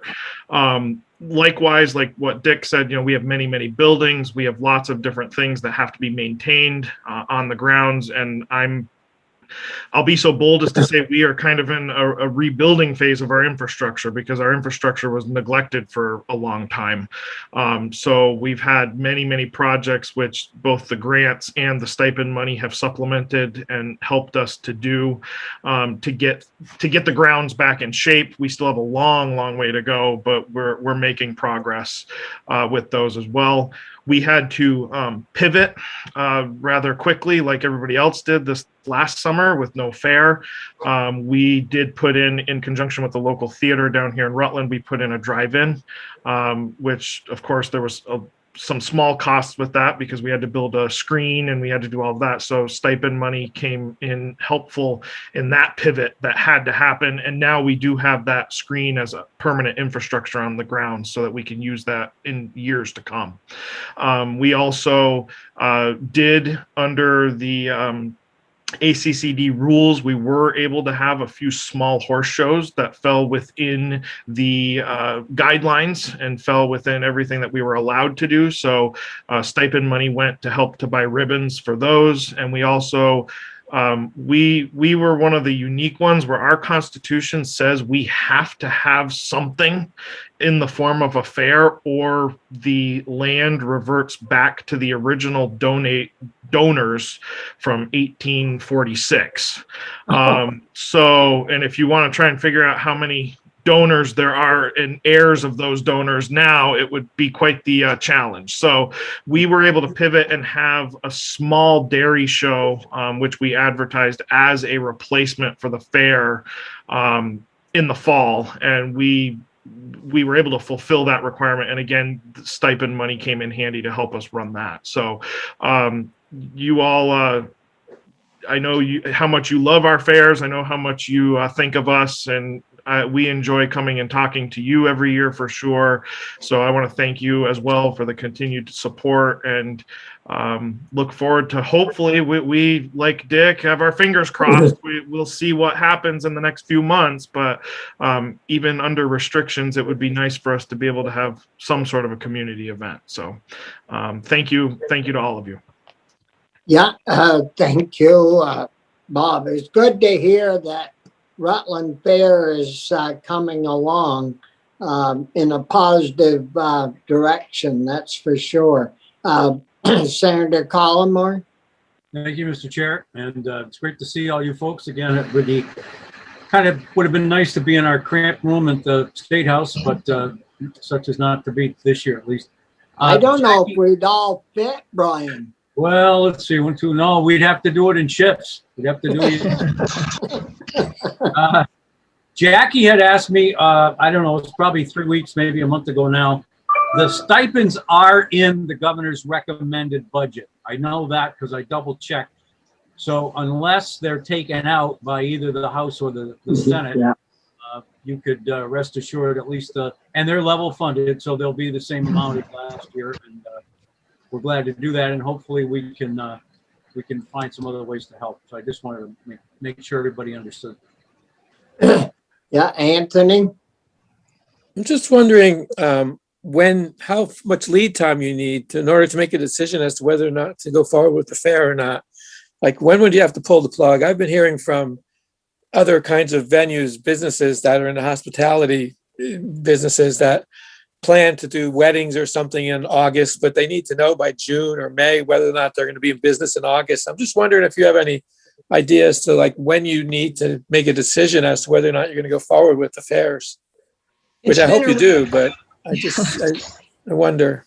Thank you, Senator. It's been a real challenge. We've been meeting with Ted Brady over at ACCD, trying to and we're not the only events group that has been meeting with them, as you're well aware, trying to get them to make a decision, either a drop dead date or something. And right now we've heard two separate things. One is that they're going to decide by May. The other is that Mr. Brady told us on a call with all the fairs not to put your signature on anything that requires money if the event happens before September, which is everybody but two of our fairs.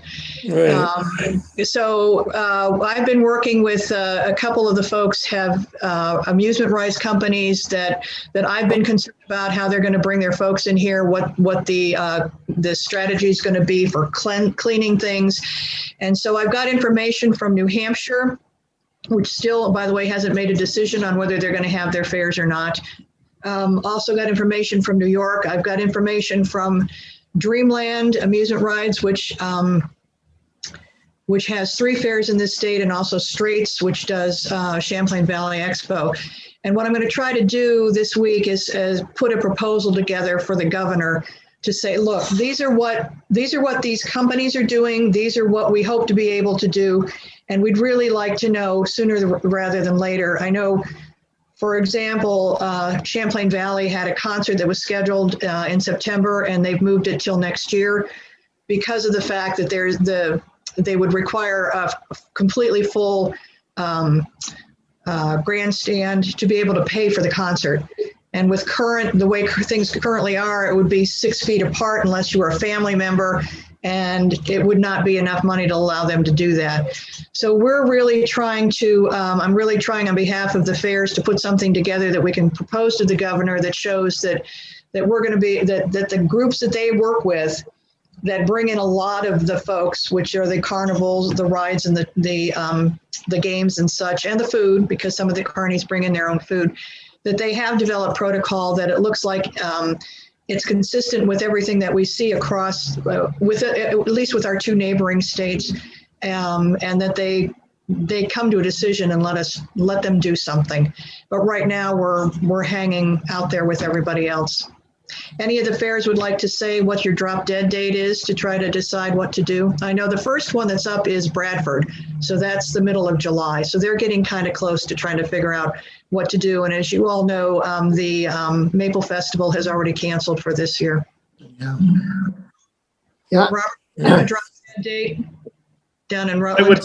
I would say for us, I think I would agree with the sentiments about May really being, I think May is a pertinent month. I think if we get much beyond that, it becomes very difficult. The thing is that if, I guess I'll just chime in with this. If New York and New Hampshire allows their fairs to run under COVID guidelines, and we are not, basically, unfortunately, what that's going to mean is we've made holes in the carnival's schedules. And if they pick up another location in place of us because of that hole, we may all be in a very big world of hurt in a year to come, because if they sign a multi-year contract, we're not going to be able to get that carnival back. And when our dates had to be changed from Labor Day to where they are now, that was because of a carnival booking a date and we couldn't get another one. So I do have some fears if New York does run. And so our fair is sandwiched between 2 New York dates. So our carnival is in northern New York. They come to us, and then they go about 45 minutes over the border back to New York.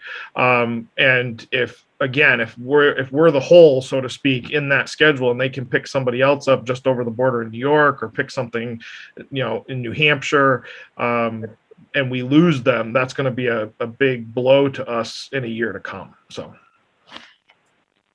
Yeah. Chris? Hello? Well, you're right. did Dick want to comment? Mr. Lawrence, did you want to say something? Yeah, I was answering 2 phones when I listened to what was said. We are not, we're hoping that we're going to present something.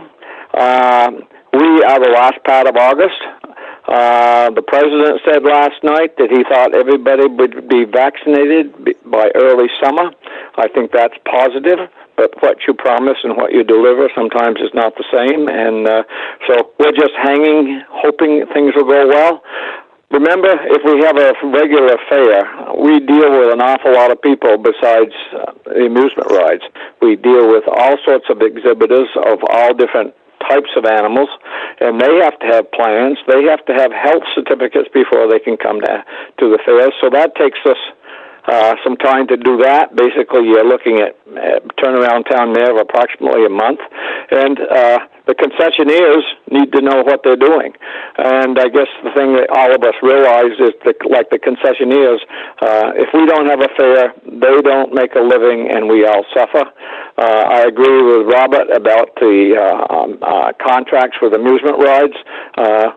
We can't let any amusement ride companies are hard to get to come to our smaller fairs, and if you get an agreement with them, it's better to hold them than try to find a replacement, because it just doesn't happen easily.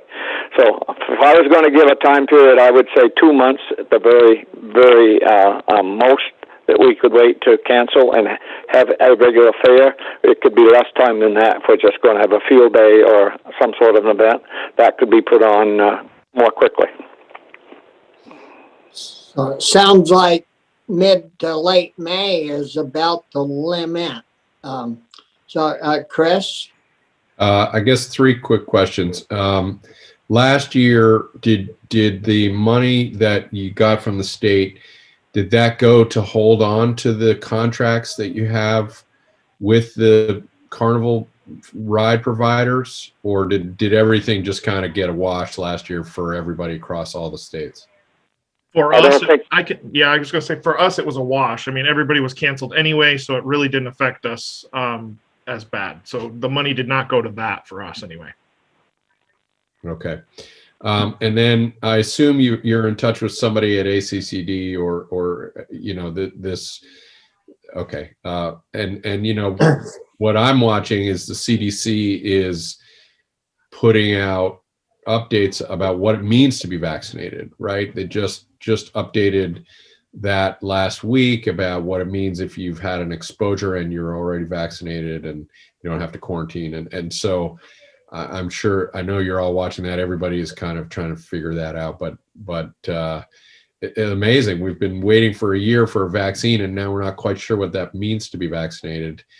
Though our numbers are presumably pretty strong. You know, people have faith in the vaccine, and I think we need to encourage that. But I don't envy you. It's really hard, and you have such a unique business because they're in many cases one-time events or massive part of your income for one period.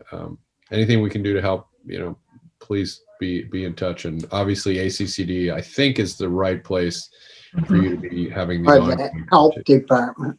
Yeah. Right. Yeah, and like last year when this committee, our committee, was putting together the farm part of the COVID money, that's when we added you guys in to the mix. And I must say that, you know, it was accepted without question that you folks should be added to some of that COVID money. That was probably one of the easiest fights that we've ever had with getting money out the door, because we all respect and appreciate the events that you folks hold, you know, from one end of the state to the other. We know that a lot of our people, that's the only real social event they make it to in the year. And so if we, if we get fortunate and have some more money come through that we can work on to help, spread it around, we certainly won't forget you folks. No, that all worked very well. Maybe we should have tried to have gotten more, but I think we had some left over that because the way the program was set up, I think we had a little bit left over. I'm not sure. Well, I know all the 500,000 that we were blessed with from the legislature, and thank you all very much, was used to the penny. So Oh, it was everybody, good. yeah, oh yeah, everybody got something, and the Agency of Agriculture worked very quickly to turn that money around so that everybody received their check. I will say that on behalf of Champlain Valley Expo, that they were gracious enough that they ended up going through a grant through ACCD. So they left whatever they would have taken out of that 500,000 on the table for the rest of the fairs. So that worked out for them and for the other fairs that took part in dividing up that money. So that worked very well.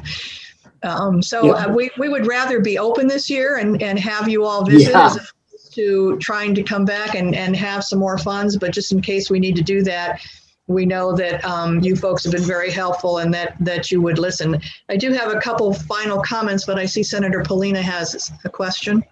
Well, just a comment, really. You know, we get very few perks as legislators. We don't get benefits and whatnot. We don't get paid very well, but we do get those free tickets to the fairs, which is actually a highlight of the year for most of us. So just really appreciate that.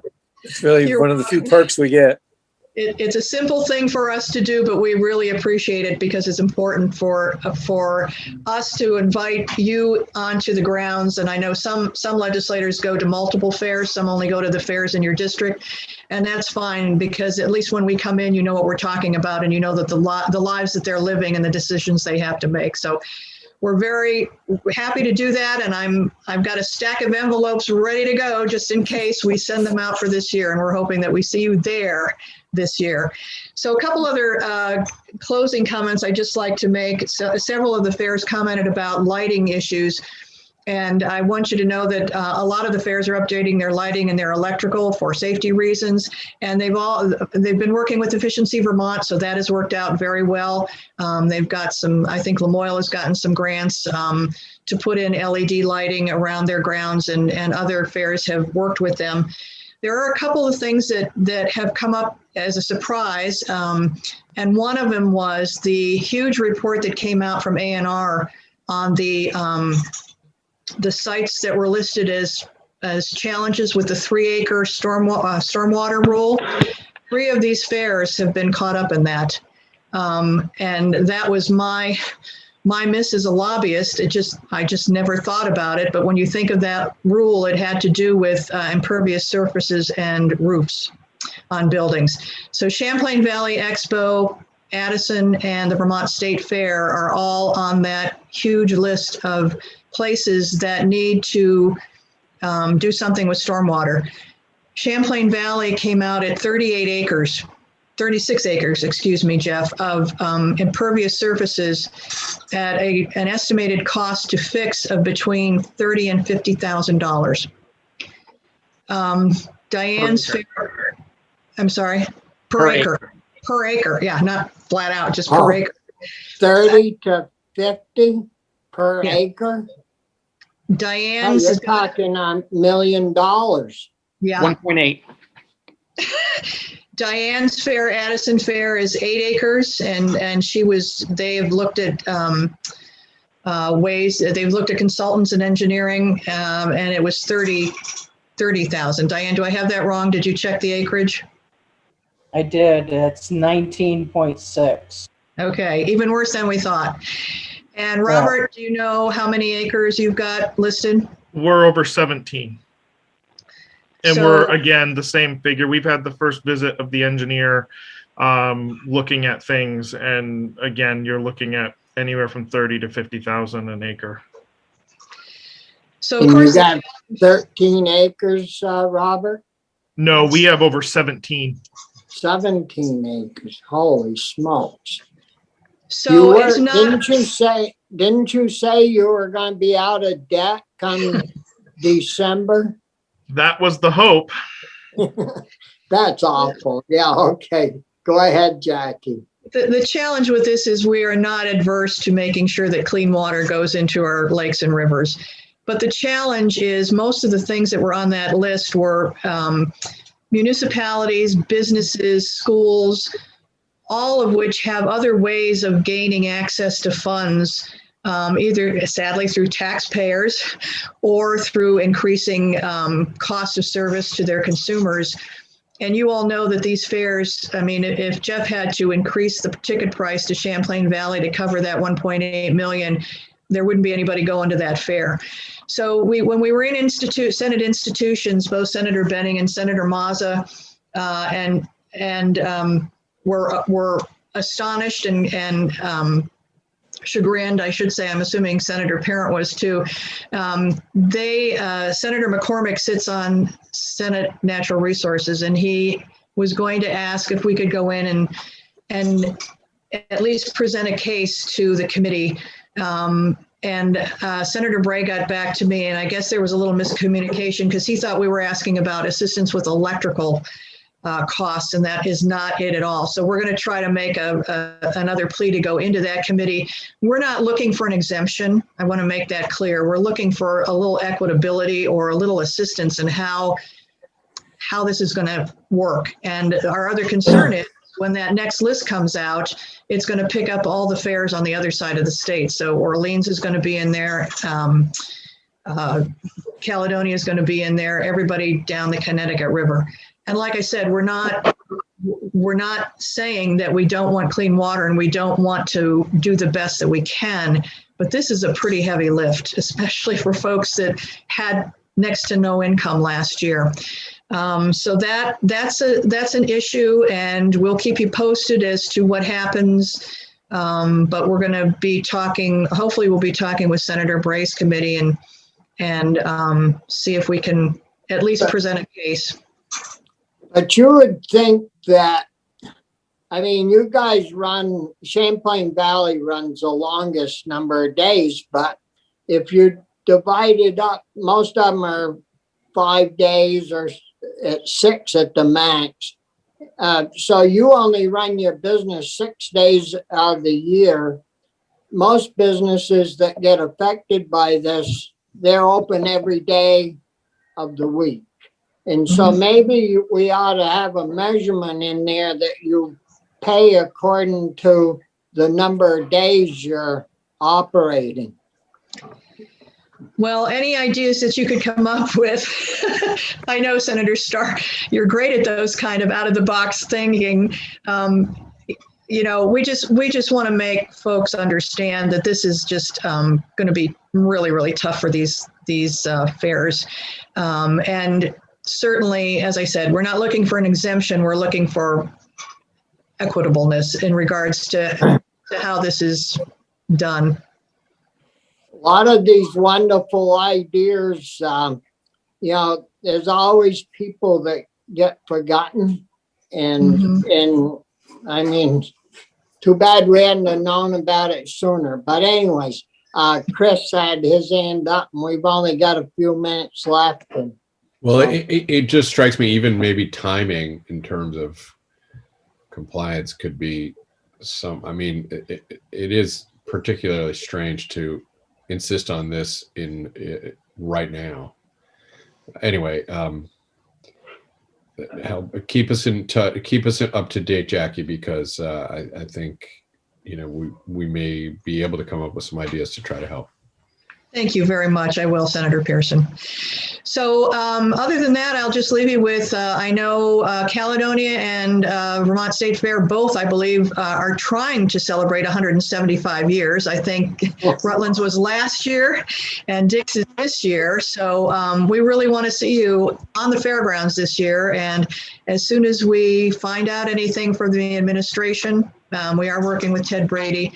We will let you know by dropping those passes in your mailbox. And maybe if we know you're coming, we'll have your little nips for you when you get there so we can make it fair. How's that? That sounds good. Well, thanks a lot to all of you for your time this morning. It's very interesting to see how you did pivot, and it's good to hear that you're all still around and as our people, our constituents look forward to attending, and you're very important to the well-being of the state. So if there are no other questions. Again, Thank you thanks very much. a We really lot. appreciate it. Yeah, and Jackie, keep us informed on things as we move forward. I will definitely. Thank you very much. Yeah,